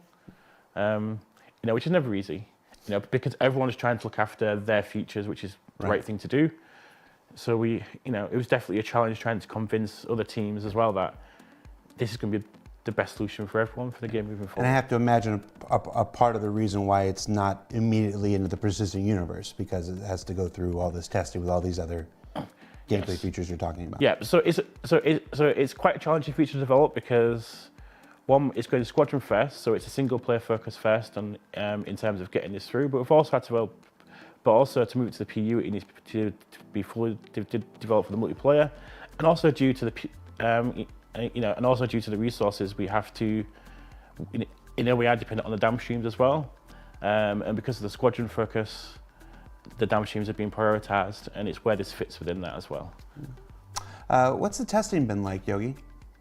Testing? Well, as Rich said, there was like no eureka moment, right? Like usually when we develop like stuff like that, we're going step by step in our iterative processes. It was easy to identify that slow speed combat works a lot better simply by limiting the velocities ourselves, right? Like suddenly like the geometry and so on looked a lot better.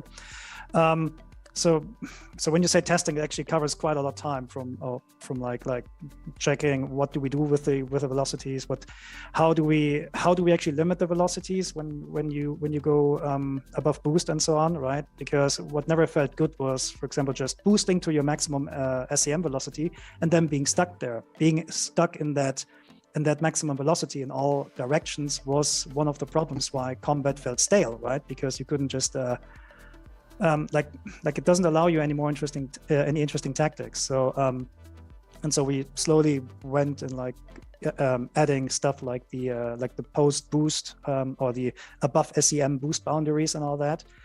Making sure that the boost is applied in a non-spheric way, but it's actually more egg-shaped. So you basically when you boost backwards, you burn a lot more energy than you go forward, which just forces you to go to your target and turn around, and all these things like we just went through step by step. I mean, it's not like we're like living under a rock or so. Like we read and watch YouTube videos of like so many backers or players, I should say. And there's like hours and hours of like dogfighting analysis, and like we looked through it all, and like a lot of these points were actually true. So did you see my dogfighting analysis? Talked about how if you don't wear a helmet, you can very easily lose the fight. Really good video. Go look it up. So we kind of like build our requirement list out of that, and then we just try to go there step by step. And it's also not true unless your ship is not sealed. Take care of your ships, people. Testing is basically we have testing slots every week. Sometimes like last 2 weeks were horrible in this regard because the builds were just like crashing on some other parts. But I mean, this happens. But we just test the game every week with our PET friends. So that's like Bayer's team. And then we just went to blame the YouTubers. We knew we were on the right track when at some point we were like, it was like a couple of months ago. We were like just fighting with master modes around, and one of the PT. Honestly, I'm just gonna assume that it's Morphologists' fault that they're doing this because of his A2 video. So like. YouTubers. Guys was critical about one specific aspect. It wasn't really important, right? And then I was a little bit insecure. Just asked, but do you like the master mode system in general? They were like, oh yes, of course we like it. Yeah, right. So in this gives us like enough confidence to know that we're on the right track, and like the process itself with the testing works, right? We just like slowly go step by step to the solution that we would like to see. So that's some background. That's some how we got here. Let's just dive into some of the specifics about stuff. Since the presentation, folks have had a lot of questions. We've seen tons of questions in Spectrum and those YouTube videos and the Twitch streams that Yogi was just talking about. We've seen this come up in conversations and stuff. So one of the big ones that I've seen is the switch between the modes themselves. Because it can't be too easy. If you switch back and forth on a dime, there's no reason to have the two. Part of what makes the two dynamic is this transition between them. So let's talk about that transition. How long are we talking? Is the length of time dependent on different ships or different ship types? And is the length of time something that can be one day adjusted through the use of components and tuning and stuff? What are we thinking here? So there is a time difference. It is ship based, but it can also be component based as well because you've got the shields going up and down. Because we didn't want you'd be able to press a button, doom, gone, and you're just in different modes. Because we want the player to make that key choice when they're in when they're in the master mode for combat, for example. We want them to be in that combat mode because they want to do that thing that they've chosen to do. Mm-hmm. But there's consequence to that, and it's the same with flying navigation mode without the shields. There's a choice to that you can go fast and you're just doing your A to B stuff as Star Citizen and you don't want to get involved in combat. So there is that consequence of you can't just press a button and it's instant. So if you go from combat mode, for example, to navigation mode, your shields will have to go down, and then to go back, your shields will have to go back up. But it's not an instant thing, and it will vary depending on the it will vary dependent on the components as well. Nice. That adds so much tactical choice, though. That is such a good freaking. See, that I think makes it feel more of a kind of a. Not a full sim component, but definitely takes it away from the arcadey side. The fact that you can edit that and build your ship based on what you want to be able to do. If you want a ship that basically flies like it used to fly, and you're just hitting that button and transitioning between modes in like half a second, maybe you can still fly really fast and fight, but maybe that power supply runs out very quickly, or maybe it makes your shields a lot weaker. Like, that actually could make the game better, depending on how they handle it. Definitely builds more options for ships, at least. It's now during fights or during attacks, you're being raided by a pirate or whatever. It's not just flip a mode and get out. You have to determine when the best time is going to be. You have to know your ship and precisely how long it's going to take your ship versus their ship to make these switches, and then it opens up the door for tons of customization with the ships between the different components and the tunings and such, so that we like there are many like it, but this one is mine. It's going to allow people to fine tune their ships and have a reason to do so. Yes. Yeah. I mean, and that's the great thing about this is it gives the player choice. And that's something we're really keen for is like we provide the underlying system, but we provide the choices within that as well, and that's really key for us. As a gameplay team, is players have those choices. Because people play the game for all kinds of different reasons. There's some people like to go out there with all with all e-guns blazing, for example, and they can do that. But if they do that, the other players are going to know that they're in that mode and they're all guns blazing. So it's a disadvantage to that because they're going to be more aware that that person's in that mode.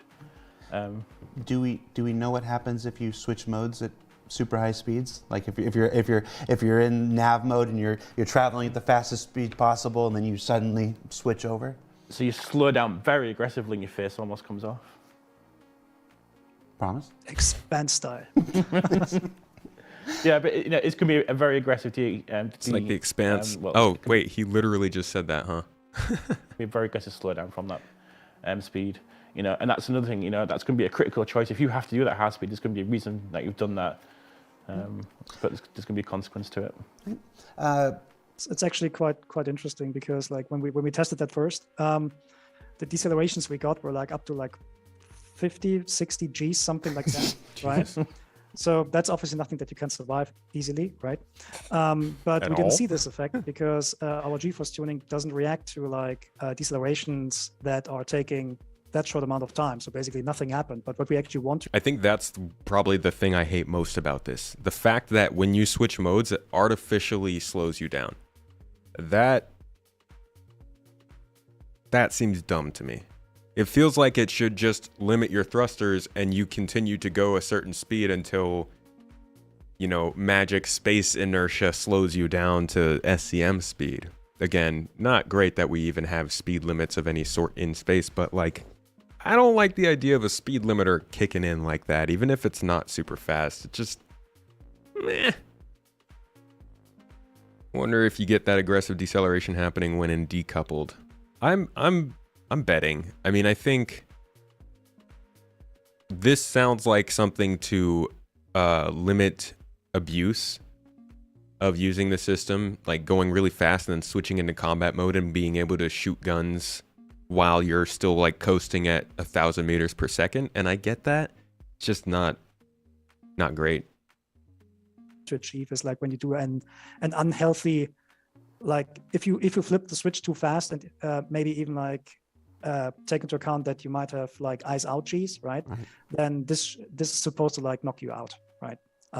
But that specific part is not in, but it is planned so that you need to prepare when you actually want to slow down. So hold on. They're not talking about quantum travel here. They're talking about going at your nav speeds of, at least that's what I think they're talking about, going at your nav speeds of 1,300 meters per second.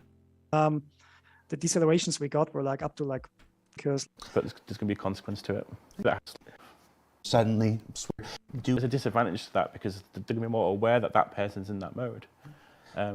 Do we know what happens if you switch modes at super high speeds? Like if you're in nav mode and you're traveling at the fastest speed possible, and then you suddenly switch over? So you slow down very aggressively. Yeah, they don't really say if he's in quantum. I don't think they're talking about coming into quantum though. Right. But that specific part is not in, but it is planned so that you knock you out. That seems like a given. Right. But that specific part is not in, but it is planned so that you need to prepare when you actually want to slow down. So you cannot just like single like click a flip and then flop back to SCM or so. It would take forever to slow down. Yeah. Well, like, again, that's part of the and that's they have to do it this way. It just not a great part of it. And for the switch to dev focus on Squadron 42, the idea is you can hammer these things out and you can develop these further there. And then when they make their way to the PU, whenever that is, hopefully they'll have things like what you were just talking about. I want to ask about racing, because there's been James, I can call that one. They are fixing stability. They talk about it in every monthly report. It actually gets really annoying to read about, but they're working on it. This is just completely different people working on this stuff. A rather renewed focus on racing. We added the snake pit in the last patch. In 3.18, we've got 6 brand new community racetracks that are being added. We've got the new timers in the UI and the gateways. Folks who follow the public roadmap, shout out to Jake, know that there are changes and improvements to Arena Commander, especially the racing coming there. So there's a lot of new racing stuff coming in Star Citizen. Nav mode. Let's ask a question. Would we consider a third master mode specifically for racing? A threshold? Something that would get us the speed and the maneuverability without any of the weapons, the shields, stuff like that? Because it doesn't seem like, I don't know if either one of these ones that we're talking about seem totally ideal for racing, but maybe that's just me. I don't know. No, it's a good point. So, and it actually came up in it actually came up from basically from one of our playtests. As what happens. It's a good point, Lucid. The speeds that we were hitting for, the actual speeds of combat were probably just not enough to make racing feel exciting. So, and then it's actually had like a fundamental impact on the choices we've made with the design for master modes, is to make sure that racing works. So we've got boost now, which works outside of the actual combat mode. It might work a little bit differently, but we're going to have boost outside of the combat mode now, and that's come specifically from racing and the needs of racing. Because I say, we're building lots of different, worlds now where that's also kind of a big move. No boost in SCM. Racing's possible. That means when you hit like the shift key and it makes any of your thrust act a little bit stronger, no more of that during combat. We're actually doing a lot more support for racing now to build it officially within the game, because it's come from the community.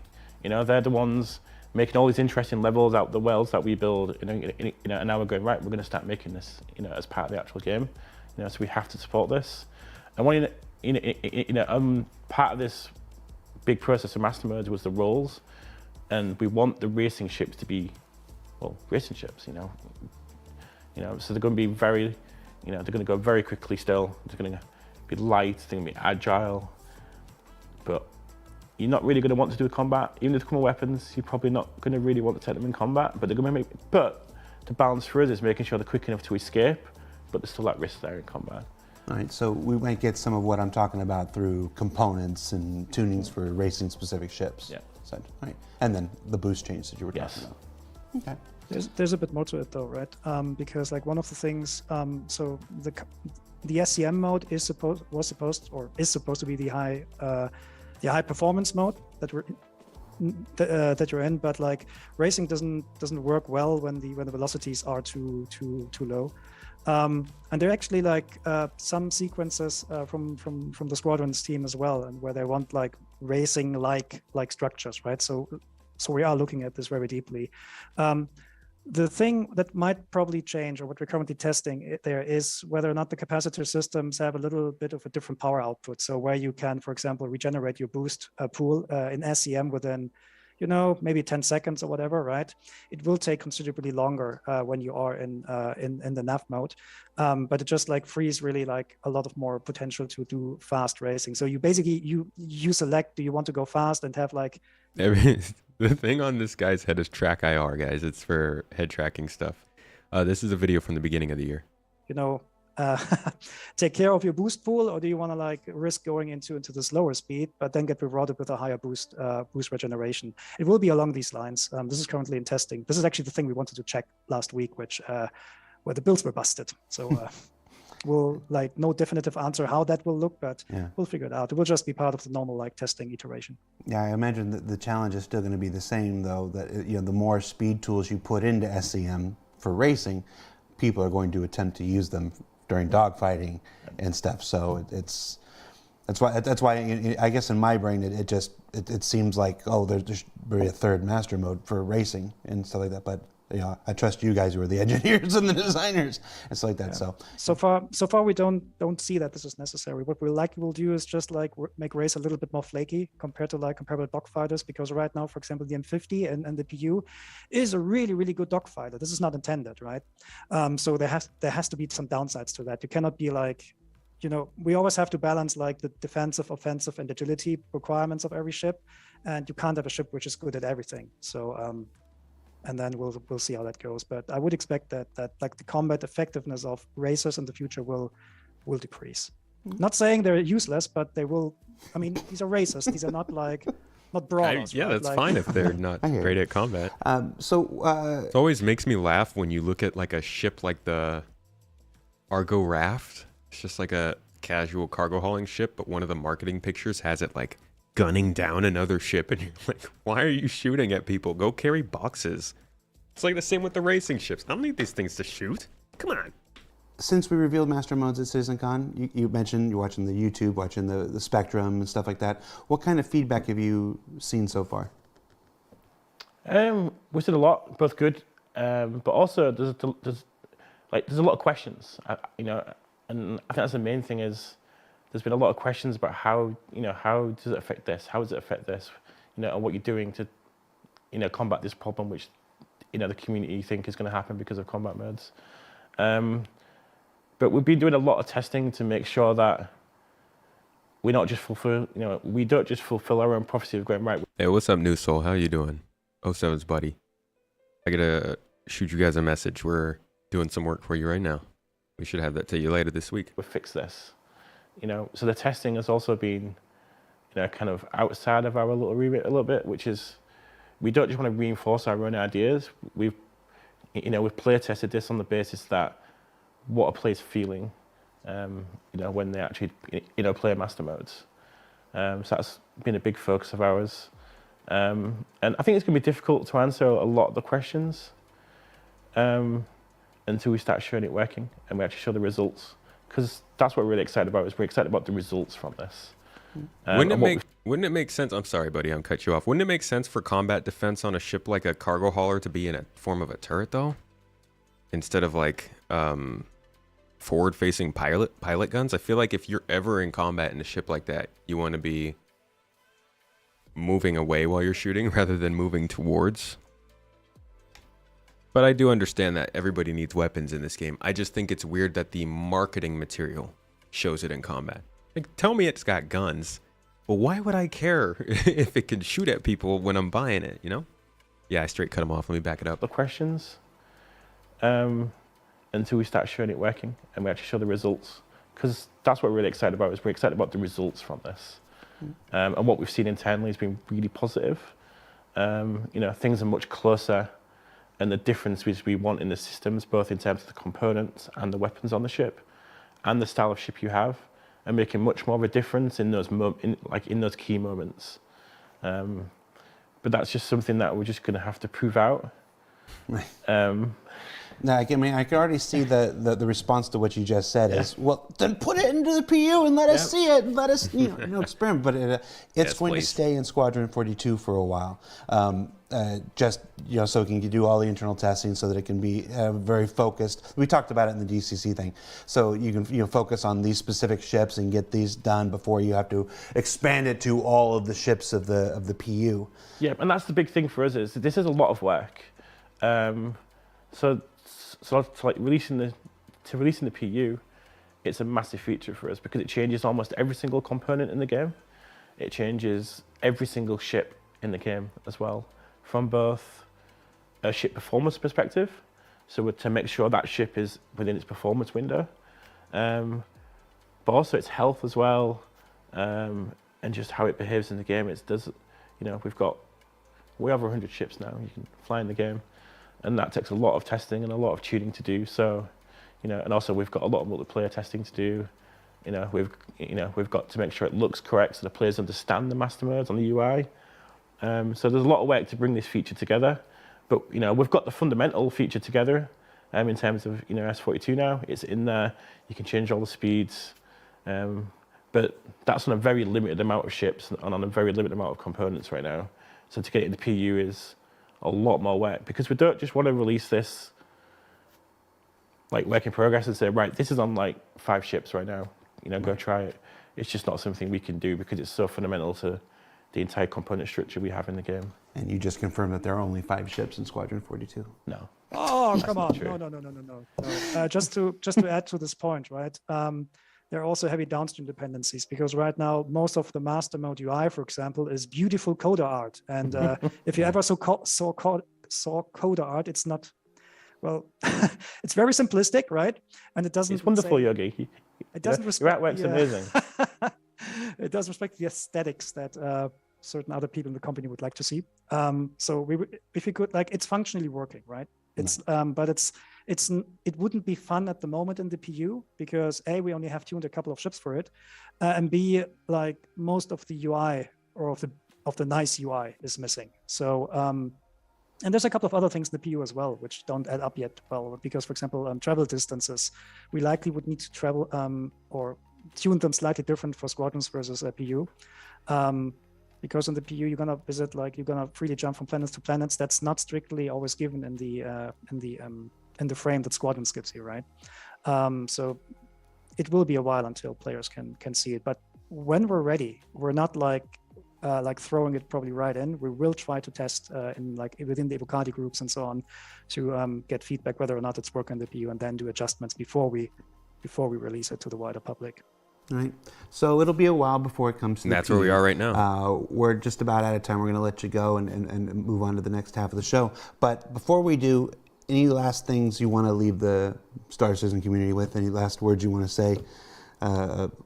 Last niblets they can hang on to while they wait? We're really excited for the players to get it out. You know, I do understand the frustration hearing that it's not going to be immediately, you know, in one of the next releases, but it'll be worth it. And I hope we can kind of, you know, keep, you know, kind of revealing more and show more of the actual real world results of this in the game for us, because that's, you know, because we're really excited about it. It's just the fundamental amount of work it's going to be is a lot. But yeah, I bet we're nowhere near the end of that. Yeah, you know, and also thanks for the support. You know, we do read a lot of the feedback, and we do watch a lot of the videos, and, you know, not just the streamers, but we watch a lot of videos that people just share in the game as well, you know, that, you know, players are having a great time, you know, so, you know, we do spend a lot of time watching that stuff. I'm sorry, one last question. I asked you this during the filming. We've been several months on. I asked you the simplest question, like, do we finally have it? Do we really have it? Is this really it? I'm going to ask you again, has your answer changed? Is this it? This is it. This is everything. All right. All right. So everything you ever asked for. Okay. So, my friends, that is our talk about the first half of this. It's a lot. There's a lot going on there, and we will be talking about that probably several times throughout the next 6 months as more information comes out about these modes. I think there's not enough information about them yet. I mean, we don't even know what the UI looks like, let alone the timing of transitions. We don't know how long it takes for weapons to power up going into SCM. I think there's a lot more that can be built into the nuance of this system to make it something that's interesting to use.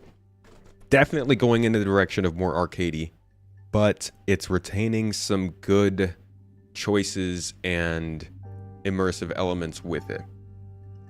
It seems like a decent halfway point to make gameplay more fun, more accessible, and still allow people to kind of play how they want. But we're going to have to see really how it all goes down when we finally get our hands on it. I'm looking forward to hearing what happens in Evocati. I really am. Especially for more combat-focused people. So from here, we're going to talk about quantum travel. This is kind of the side of things that has been less talked about. I think people are a little less aware about. But there is a big change coming up to quantum travel. We don't have any video footage showing it. We don't have any sound bites talking about it. We barely have any information on this whatsoever. So what I did was I pulled up basically every mention that we have had to give you an idea of how extensive the change is. To start out, though, we will be going to Richard Tyrer and Chris Roberts to hear what they have to say about Quantum Boost. So this is kind of our transition from master modes, talking about Quantum Boost into Quantum Travel, because I think Quantum Boost and Quantum Travel are very closely related. One is just kind of a slower, more player-driven form of the other, and they likely, in my opinion, will come at the same time, probably next year. So, forewarning, this is a Chris Roberts and Richard Tyrer talk, so there's going to be quite a bit of talking before we get to the actual video. I will try to selectively skip around so we can get there a little faster, but yeah, the hand talking and the all the details will be out and about for like the next 10 minutes, and then we'll get to the real stuff. We just had earlier in the day, we had our flight experience a segment where they talked about master modes and quantum boosts and stuff like this. But at a higher level and stuff, let's talk about how the flight experience is changing a bit through the work in Squadron 42, and anything you want to share with us on that. I think the biggest thing for me, and I think it's what Chris and I have talked about, is the difficulty of developing a game over a period of time when it's a live product, is that you're developing things in isolation and you're putting them out. So you're going, okay, this is our T0, this is MFDs. And you're, okay, now we want to do the flight HUD. And we put the flight HUD. And now we want to do this section. And what happens is, maybe it's a different designer over the years, or maybe it's someone else, or maybe they've learned from what's happened or gone out previously. And lots of things come together, but they don't necessarily feel right, because they've not been approached where you've gone, we're going to do it all at once. It's true. Because He's right. Do it all at once. He's very right. Releases. Right. So with Squadron development, what's it allowed us to do is allowed us to look at the HUD and the MFDs and everything together and go, well, actually, we don't need all that information on the HUD if we've got it on the MFDs. Or we don't need all the information here if we've got physical switches. And it's allowed us to approach the design of the cockpit experience holistically so that we can go, okay, let's pull all this noise away because we've tried to fit everything onto the HUD. It's a really good point, man. Like, the smallest change that they make to the HUD, instead of making that change and then adding on to it to kind of fix it with further improvements, they kind of have to make sure that we like it right there and then, even though it's not the final thing. That's why we have so many systems that are just not not real. Like the star map is one of those things. It was built before we had group quantum travel. It was built before we had multiple planets, built before we had more than 8 destinations. Like all those things that normally would have been added on top of over time as the game was built probably weren't, because they didn't want to break the star map instead of just replacing it at some point. And so that idea of developing things for Squadron, making sure they work in a game and then moving them over, it makes sense. Just wish it played out a little bit better, and we got to hear more about how that process was going, because we still haven't really seen much benefit from that yet. Everything on there, you need to know your G-forces and your heading direction, and I need to know my ammo, and master modes is a good way of going down that road. Is kind of going, okay, we want to have traversal, and we want to have combat. So if you've got SCN, combat. If you're in QCM, you're in quantum mode, so that's traversal and flight. And then we've taken that approach and gone, okay, well, do you always need an altimeter? Well, no, maybe not if you're in space. Maybe you only need an altimeter when you go down to atmosphere.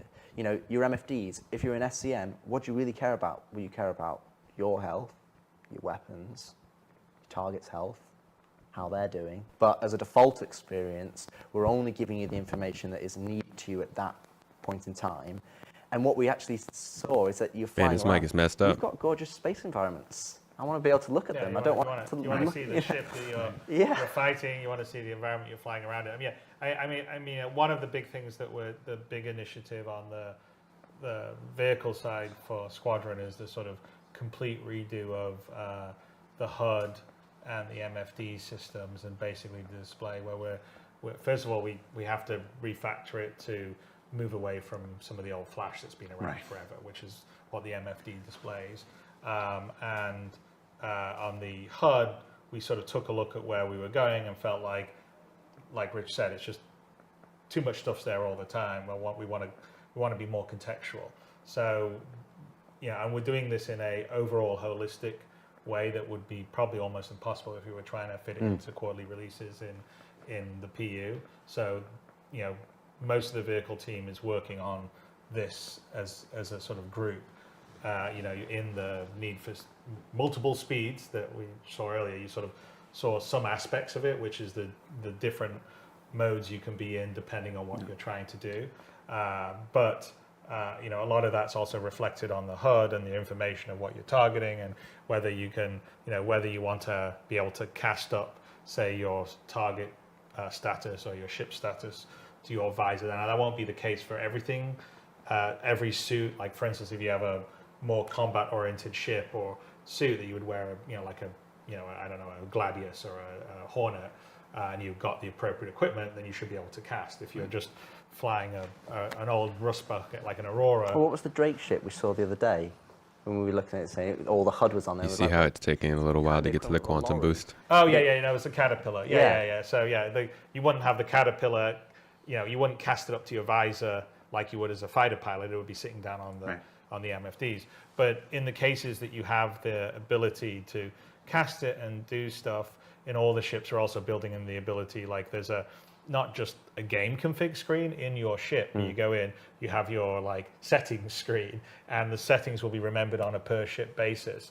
And you can set up okay, I want this display to be this, or this display this, I want this to cast here. And so it's all been built about building blocks and being in a very sort of top-down, one-system, clean approach. So we're pretty excited about that. We're not ready to show it yet because we're still in the sort of early, foundational stage. Yeah, it's a little further before it's all fully polished or ready to show. But it's going to be, I think, a pretty sea change in terms of how it feels as you're flying around. Besides the different modes of combat and traversal and all the rest of the stuff, it's how you get the information and how it's relayed to you is going to be much more contextual, much better. And I think it's huge in combat. Being able to interact with our MFDs and have things saved, and that all makes a ship feel more permanent. And I think those are the kinds of little things that help with the persistence of this game, make it feel more like a long-term game, like people can actually get in and make things how they want. But at the same time, I also feel like it's something I'm going to ignore because I'm just waiting for the next wipe. We'll see. It's going to be big, yeah. It's huge in combat, because in combat right now, you're either, Oh, and the idea of moving a MFD window to your HUD is really cool. I can't wait for that. That's one I will use a lot. We're obviously trying to bring the combat closer, which is obviously what Yogi and the guys and Dave talked about in their the talk. Scorpio Aurora. But you don't want to have a little clutter on there, and you want to have that spatial awareness of, okay, who's my target? And the other aspect is that on that level of, again, a holistic approach is your player information is only on there if it's relevant. And also the targeting we've talked about redoing in terms of right now, if you go into the PU or when you play squadron level. With 100 players in you just get 100-player billions of markers, and it's like, it's just massive information overload. Billions. And some and players... it was definitely a problem in squadron. Yeah, we have absolutely. quite a few areas of the game where there's massive amounts of ships. Yeah, and some players can deal with it, but it's just so much information. It's just it's unnecessary. So what we've done is that we want to strip back the targeting so that again you're only targeting the things that are important to you. So we're relying less on all these markers, and we want to put more of a focus on your radar in the cockpit, because you have a radar in the cockpit. Fighter pilots in. How many people notice that they have a radar in the cockpit of their ship? I think I've used it maybe 4 or 5 times since 2017 because it's just so difficult to make work for you. You can when it works for you, it works for you, and I do really appreciate it. But dang, did you know that you could see the whole star map on your radar in the cockpit? Because the controls are there. It's just hard. Real life have a radar. They don't have in-world AR markers. Oh, there's 20 guys coming over there. We want to make sure that you've got the information that you need. This video's from end of last year. We want to basically make sure that you're using the tools that we provide. Because what's happening right now is that everybody's just reliant on the HUD, because the HUD has everything on there. But you've got MFDs, you've got a cockpit radar. They're there for a reason. So what's happened over the years is that I can zoom in on the radar. I've done it. We've redone them at separate times, and So the MFDs scroll wheel are still in Flash, and they've done the building blocks. So we've kind of got into this cycle of trying to, oh no, this is it. This is where the player should be. I do need to dogfight more. What we want to do is we go back to kind of what Chris's original vision in terms of, well, there's an in-cockpit radar. You should use that. There's in-cockpit MFDs. You should use those. Okay, now I'm in this specific combat mode. Okay, they're cast, so I can see that information. But the radar doesn't become redundant. That should be what the noise is on. That's where all the information should be. Okay, I should be able to go in there and select targets. That information should be clean and delivered to me. But out in the world, I want to look what's there. I want to look at my target. I want to look what I'm saying. Oh, there's a space station. Oh, there's another guy coming in. So we want to have less reliance on just AR markers for everything and only reliance on marking things that are important to you, or you've directly marked yourself. I thought you still could change the range. When you fight combat experiences where you're fighting 15, 20 ships, it's just a lot more fun because you're not having to deal with all the extra noise. You can just focus on being the best pilot you can be. I think it's really important. And I would say that definitely, we're putting a bunch of work into the radar, which is really radar/star map. So like what you've never had in the PU. The original design was that that radar that you would see would also scale up, or you would scale out basically, to be a nav map, your star map, right? Your nav map. And what happened when we were getting the first iteration of the PU out, the baby PU, we didn't get that working yet, so we just said, well, we'll use your MobiGlass version, and we're still using the MobiGlass version all these years later, and it's still mostly the code that was done all those years ago. And that's when I mentioned at the top of our talk that the star map. Well, the star map's really star map and radar because you can zoom in and zoom out. Why didn't you show us that? All the way to the radar level or zoom all the way out to the star map. And we've put a huge amount of work into making that much more fluid, much more usable, much visually better, and also having the information there and the interactability. So like you can be zoomed in and you can be looking at your radar and you can mouse over contacts and you can get the information from it. You can click them and then that will now select it as your target and do a lot of things that haven't really been there. So I think a lot of players, because we haven't delivered, and this is sort of at the top of the talk that Rich was talking about, was because we haven't delivered all the things.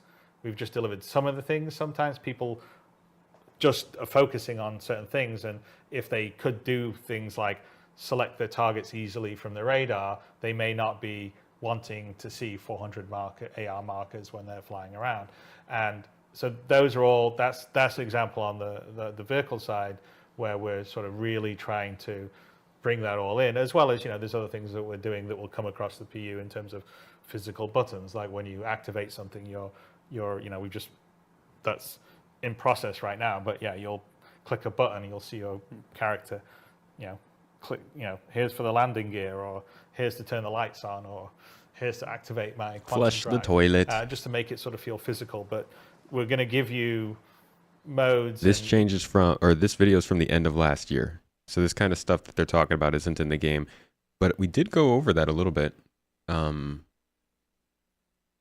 want to say, God, I don't know when we went over it recently. Ease of use, so that information's presenting to you well, and you can never tie Chris's have hands. Fun being lost in the world. That's where he gets his power from. And a certain level of customization, as we talked about, because some ships have better Catch you later, more Lucid. usable places than others and stuff like that. So, well, the other aspect as well, in terms of just the radar and scanning, which is a really good example of a feature that we've put onto the PU into Star Citizen that isn't hit what we envisaged it to be, because right now you're kind of limited to 20 kilometers. Now, really, I think you've seen Quantum Boost in some of the earlier videos. The premise that we want you to be is, we've got this vast universe. So we want radar and scanning. We actually, we have this smaller radar and scanning on the FPS. You have the smaller one that's giving you information in the room, and then the larger charged one that's giving you information about maybe the hands. It's all about the hands. It's the same principles in the ship side. It's that we want a smaller one that is fairly instantaneous, and that's kind of giving you information about the people you're fighting, or your local environment. And when I say smaller, I'm talking, say, sub 100 kilometers. That's just giving me information around this area. But then we've got the charge scan wave, and that should be giving me information about things that are 10, 15, 20,000 kilometers away. And then that's where Q-Boost comes in the fact that you're Q-boosting to these locations. You're not. We made the circle. We got around the Q-Boost. There's a travel marker there that's 1 million kilometers away. That's like, okay, I'm making a conscious decision to go there. But for Q-Boost, it's like, okay, I am there. I want to boost around the environment, but I want to have things spread around so that we're not just cramped in. Because radar and scanning is fundamentally, it has two purposes. One purpose is to give you information about the things in your environment, and the second purpose is to help you explore. It's to help you find things that are not necessarily apparent, because space is a big, dark place. So we need that, we want to be able to take advantage of that. So when you have this ability to detect things that are much further away, all of a sudden you start to feel like you are that pilot. Which means that they need to change scanning models so that we can detect things from further away. You got to fly to them to investigate them. And so, I mean, I think that's a good example of something on Squadron that, you know, we were also looking at, like, how do we solve the problem of your, you know, patrolling an area, right? And it's not very much fun if you patrol an area and then it's like, you know, space is big. I go to this area and then I look around and my radar covers 10 kilometers in front of me, and that's it. That doesn't feel like I was patrolling, you know, a large area of space. And so we sort of were thinking about, well, how, you know, really if we think about it, there's like short range, which is, you know, what you would call the standard control mode, like slower exploration. I come up to a, you know, a derelict, or there's a cluster of asteroids that I'm going to fly around to see what's happening. And then there's the medium range, which hasn't really existed in both the PU and is something that we really wanted to have in Squadron. And we really... If you're a Twitch subscriber, Patreon member, YouTube channel member, thank you so much for your support. It does a huge help to me and my wife keeping this going. But also, one of the exclusive videos talks about what he's talking about right now. I did not give him a flattering pause. That's my bad. The idea of short, medium, and long distance exploration. This is the conversation where they kind of started to delineate that, and I think it was really important. And it's something that we really wanted to have in Squadron, and we really should be in the PU, which is, well, you know, what's that over there that's 10,000 kilometers away? The equivalent of being on a planet and going, there's a mountain over there, I can see it. I don't know what's on it, but I'm going to drive over there or walk over to that mountain. And so the idea with sort of the scanning is like the wave goes out and you'll pick up things 10, 20, 30,000 kilometers away. So you definitely won't be able to understand what's there, but you'll say, there's something There's a point of interest. There's a point of interest. And so you'll be able to map things, and then we need to get there. But, you know, the quantum travel, spooling up, spooling down, and so this is the whole quantum, the idea of quantum boost is your sort of mid-level traversal speed, where it allows you, it's probably about 10th the speed of the full quantum travel, sort of, you know, not using all the quantum juice, if you want to think of it that way. Quantum but juice. It allows you to sort of get there pretty quickly. Yet another and, thing named after also quantum. Appreciate the environment you're going through, and, you know, get over there. Oh, I go up to the mountain. Okay, no, I can see what's that. Oh, there's trees here. Oh, that's really cool. And that opens up a whole bunch of gameplay. I mean, definitely helps out in Squadron, but in the PU it's massive, because in the PU, when this rolls into the PU, now you can have exploration gameplay in space. So for instance, you could be we've never had. Yeah, we've never had. So you could be in, you know, a big nebula gas cloud, and you scan and I get a contact 20k away. Okay, I'm going to boost over to see whether I come up. Oh, look, it's a, you know, it's a derelict, or there's a abandoned mining station. There's a group of rocks over here, or I go over here, and we can even in the PU be in a case where you can sort of almost sort of procedurally generate some points of interest when you start to scan that you can go and visit. So I think, you know, the whole idea of sort of these three sort of levels of traversal. One is you sort of, you know, regular, you know, non-quantum one, where you're just using your regular thrusters, which is much more sort of limited and, you know, works for, you know, combat and stuff like that. Then there's the quantum boost, which is sort of to, you know, fast run over to a place. And then there's the quantum travel, which is the really long, okay, I'm going to go to this planet that's 500,000 kilometers away, and I'm going to be in quantum for 5 minutes to get there. And I think that's going to open up a huge amount in the PU. One more minute, and then we'll actually see it in person. I do think side with the werewolves, it sounds like that's where they are at this point. In Squadron, in space, feel much bigger.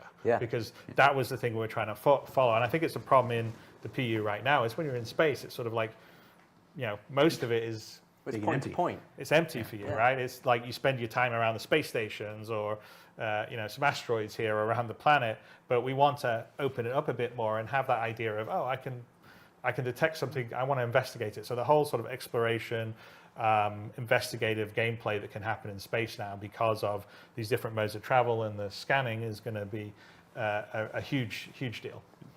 So I know we have a clip for this. For folks who maybe joined the program late and didn't see the flight experience segment earlier, or if you're watching this separately on YouTube and you don't know what this looks like, let's take a look at the Quantum Boost clip that we have so we can see it one more time here.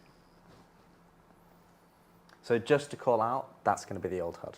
Yeah, that is the By the way, ultimate. this is Squadron 42 footage that we're seeing here. So whatever you see here is not necessarily an asset from Star Citizen, but the HUD looks a lot better, if not a bit busy, which they talk about, but better. It's old HUD. Yeah. Earlier we were showing the old HUD. So we've done a scan here. That's also the old point of interest, because the point of interest will be just points. Yeah. But basically, we've done a scan. We've got some points of interest that are, multiple 10Ks away. And you can see the distance there. It says 13,000 kilometers on the right-hand side. So this is obviously just placeholder UI for the Quantum Boost. Again, you can just boost over there, and it obviously has this interactive gameplay, which obviously went into. Yeah, and this, by the way, is that's all programmer work in progress from Yogi on the Quantum Boost mechanism, because you're just going to have to stay in the zone to keep in boost, otherwise you'll fall out of boost. But we've gone over to the planet here. So what it's allowing you to do is sort of have that mid-level traversal and investigate things. So it looks a lot like quantum travel. And I think they actually did a changeover here from quantum mode to SCM mode if you look at the end here. The Quantum Boost. Let's keep an eye right here. You're just going to have to stay in the zone to keep in boost, otherwise you'll fall out of boost. So they switched to but we've gone over SCM. to the planet here. So what it's allowing you to do is Switching sort of have over, that switching mid-level over, but the traversal, shields are up. The planet here. So boost. So shields are down. They're in quantum mode. Fall out of boost. But we've got SCM mode just got triggered. Shields are already up. So this timer here doesn't seem to correlate with the shields going up unless it's just not finished in this moment. But it definitely seems like these shields go up pretty quickly as soon as you hit the button. They switch. Yeah, you can see shields down. Why does it stop? boost. Why you stop? Yeah, and this, by the way, is that's all programmer work in progress from Yogi. Try that again. The Quantum Boost. So you got shields down, mechanism. shields You're just gonna have down, to shields stay in the down. zone. And then at some point they flip this. Shields are still down, down, down. We're like 5 frames in. And then it just stops going frame forward. That's weird. But we've kind of. But the shields go up quickly. The planet here. So what it's allowing you to do is sort of. Do we have to choose a point? No, this is free travel. This is, you can just go wherever you want for this, which is nice. Have that mid-level traversal and investigate things without having to, spend forever at 1,200 meters per second or quantum traveling over it. It's over too quickly. So just to clarify again for folks, if you watched the flight experience segment earlier in the day, that's the old UI, which is probably closer to what you're familiar with in the PU today. What we just showed now is the new old UI, the one that was intermediate now, but we're now moving away from. And You can choose a predetermined point. I'm saying you don't have to. Basically, it's the same as it's the styled Squadron UI that was from the UI you have in the PU. Right. So what you have in the PU is these generic version that Zane did. This was the one that we had, the style that we did for the Aegis style, but it was still based on the idea of all this information being present. And we've decided that we wanted to really scale that back to be more contextual, to switch between modes. So that's one of the reasons why we're not really showing all the HUD and the MFD stuff now, is because we're in the process of the change. So it's, a lot of programmer are, and you even saw it in the need for speed segment, whereas a lot of that, like the mode stuff and everything, they've just sort of hacked in the modes to the current HUD stuff. But when the new one comes online, it should be much cleaner and easier to go. And I don't know if it was too clear on the video that we were seeing, but on the video we see we were originally in SCM mode, standard control mode, and then we switched to quantum mode. So the spool up wasn't really the spool up for the quantum boost. The spool up was just, there's a spool up as you go into quantum mode, your shield's powered down. So you know, there is some risk when you're in the fast So you can just click and go? and the quantum drive powers up. But once it's spooled up and you look at a place, you can boost towards it. And it's just, you press shift and it's instant. Yeah. And so for people that want to, you know, go. Wait, isn't that exactly how Super Super Cruise works? You press a button and you enter. No, you press a button, it counts down Super Cruise, and you just enter into it. It's Star Citizen Super Cruise, Star Super Cruise, Star City Cruise. Boost towards it. And it's just, you press shift and it's instant. Yeah.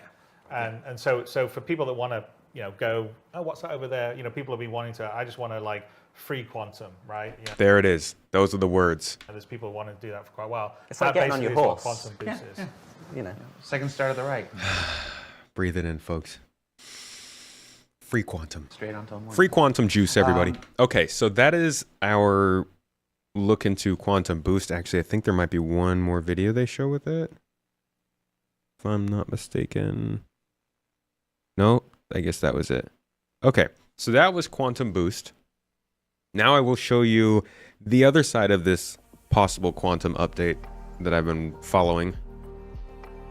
It's got to be hard trying to get this stuff to work out without copying other space games much. I mean, everything is going to be a little bit like other things, right? It's just how we do. We're humans. We like that stuff. So, quantum travel has been being talked about, reworked. Honestly, this is as far back as I went, but it probably goes back even further than April. This is May 2022, so more than a year ago. And what we have here is they talked about, this is for PU. This will be for PU. It's not coming into 320. This is just looking at the general design of the feature.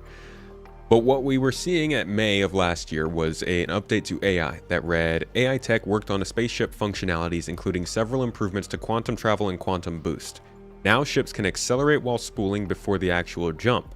This functionality was also exposed as an assignment for missions. This isn't super specific, but it is one of the first times we see quantum boost mentioned, and it does let us know that AI are being made at that time to work with quantum boost.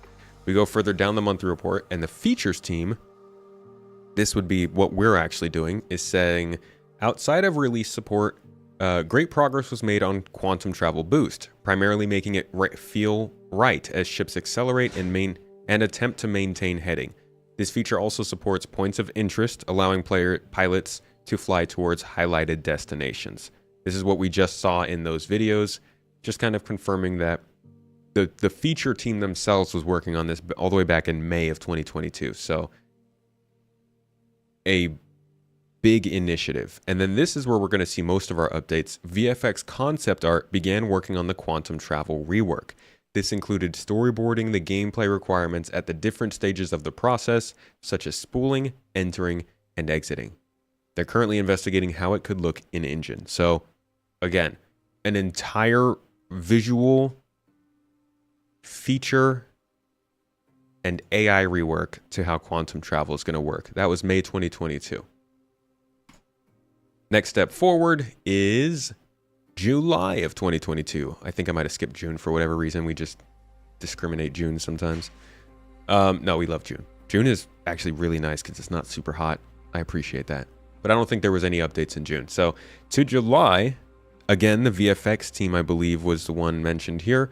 VFX Concept kickstarted pre-production on the quantum travel experience and general quantum travel visual overhaul. Again, focusing on the visual overhaul of quantum travel. Now we move forward to August 2022. VFX team, again, last month saw VFX Concept Art continue to iterate on quantum travel effects, which involved collaborating with a VFX artist to prototype the effects in engine. Okay, so more VFX work on quantum travel.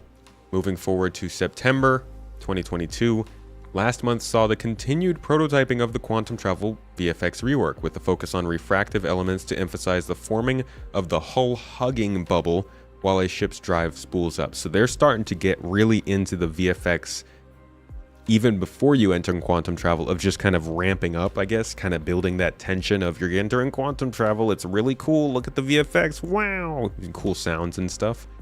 So they're very much focusing more on this. Sounds like a more immersive experience than what quantum travel is right now. I like that they're bringing us new effects, because I think the effects that we have now aren't great, especially viewed from the outside. I hope that a lot of what they're talking about here is like, this is what you look like when you exit quantum travel. I would love to hear noises like what we heard from Elite Dangerous when it comes to ships leaving witch space. But ED has audio design on lock, so we might not see that.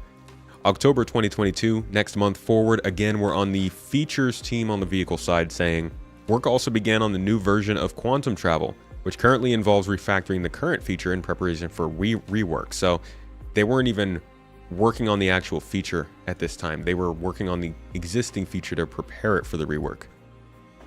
And then they mentioned master modes with quantum travel. And then down here, once again, VFX, always on it. They went hard on VFX for quantum travel last year.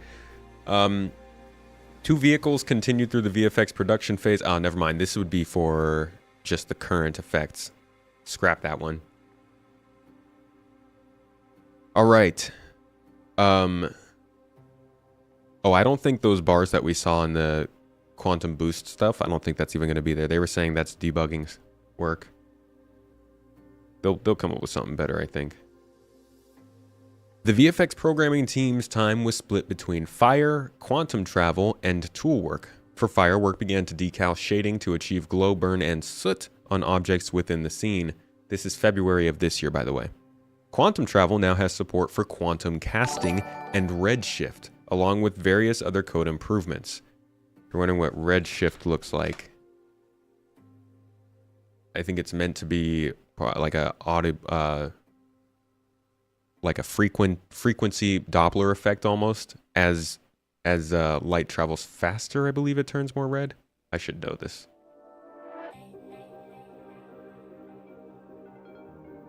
I'm pretty sure it's as light moves away from us, it turns red. I don't remember the exact physics of it, which is embarrassing, but you get what they mean. Cool, more effects on the graphics and VFX programming side of things. And look at that! VFX team also continued to refine the new quantum travel effects, and work began on several new vehicles, including one with unusual thrusters. We all know what that is now. Soot effects to fire. Yeah, it's pretty nuts. Dex Vision, thank you for the sub over there on Twitch. Appreciate you coming in and with the support. Light towards you moves red. Okay. This is March of this year. We're marching through the months, and here we've got more graphics VFX programming work being done. Meanwhile, the VFX programming team continued their work on quantum travel and fire. Quantum travel effects now rotate correctly based on movement direction, and various visual improvements were made based on feedback. Interestingly, this could mean that they're giving visual improvements to the new version that we haven't seen yet. Because I don't know why they would be getting feedback for quantum travel effects in the mode we have right now. But we don't know. And then May of this year. So we've now gone a full year of hearing about quantum travel in the monthly reports. This time from the VFX programming team saying, the graphics team saying, they spent the month working on performance improvements and new features, including screen space shadows, improvements to quantum jump tunnels, and render to texture zone culling. So again, more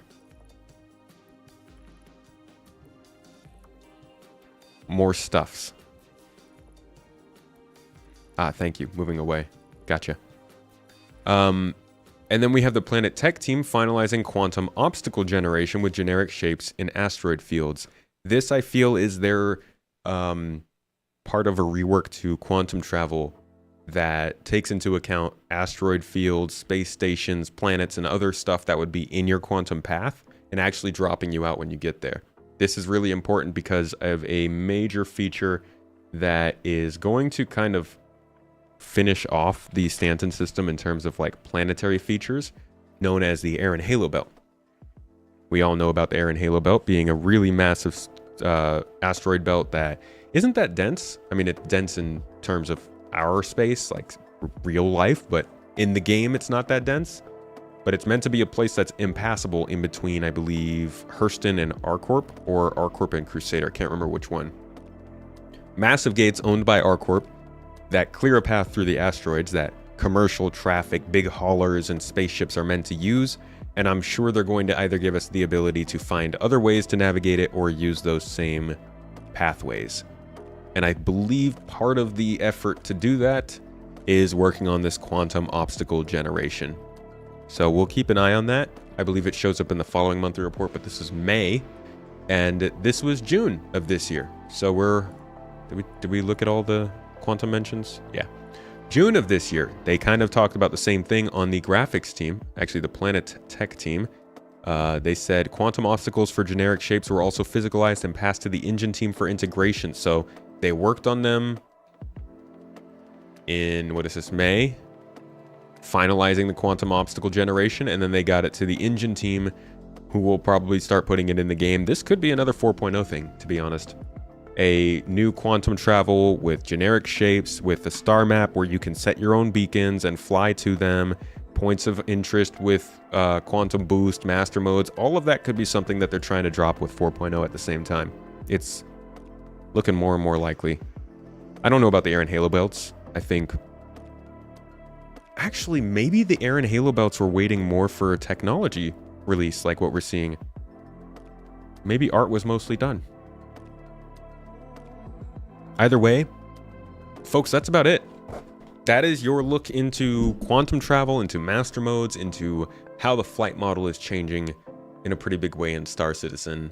There's a lot to talk about here. We're going to keep going over this over the next year and up until 4.0 probably. And then after that, we'll obviously do a little review, some gameplay. But for now, I mean, if you enjoy these kinds of updates, if you like hearing more about development in Star Citizen, features, where they're coming from, where they've been, where they've gone, consider coming and joining us live like this. These are, I think, good talks, good little deep dives into some of the more and less talked about parts of this game. There's just so freaking much that taking a couple hours like this, I think, is a good way for us obsessive nerds to learn more about the game, because it's just a lot of info. You can't keep up with all of it. So this has been your look at quantum travel. I'm excited for it because it means more pretty things, more potential for exploration, and another system in the game that feels a little more finalized, like something that we can actually play with. Any questions? Oh my god, we got raided by Morph. We got raided by Morph. He gave us the ending raid. Dude, appreciate you. Thanks for dropping by. For anybody who is coming over with Morph, go check out our podcast episode we just did together. Dropped it on the second channel talking about Starfield with some commentary on Star Citizen. But I hope you all had a good time doing some art. What was Morph painting? It's morphin' time. Folks, he raided at the perfect time. I'm gonna actually send you all on with another raid. He just we're gonna double up. We're gonna take that momentum and go with it. You were modeling the Enterprise corridor. Oh yeah, I saw that on Twitter. Nice. Yeah, dude. Hey, it's no problem. I appreciate the raid. Thank you for bringing the people around. We finished all of our quantum lamenting though before you got here. How was your stream, man? Oh, you're heading to bed. All right, dude. Have a good one. I hope you had a great stream. Have a great day. And for everybody else who has been here watching, I hope you all enjoyed it as well. I think this is a good talk. Master Modes is controversial, but every time we talk about it, I feel like we get a little bit better understanding of it. So thanks for chilling with me for this talk. Morph, thank you so much for the raid, man. Glad you're doing well. Go check out the podcast I just did with Morph, guys. It's really good. Talking about Starfield, which I know everybody is super excited about and not controversial at all. All right, I'm sending the folks on to HC Vertigo. We were supposed to raid him last time and kind of opted out at the last second, so we owe him a raid Folks, give him some 07s in chat, some hellos. Tell him the Tomat sent you. Tell him to get juicy. All the things. Wish him a good Monday. You know how it goes. Thanks again for coming, folks. I hope you had a good time. Catch y'all next time. Peace out.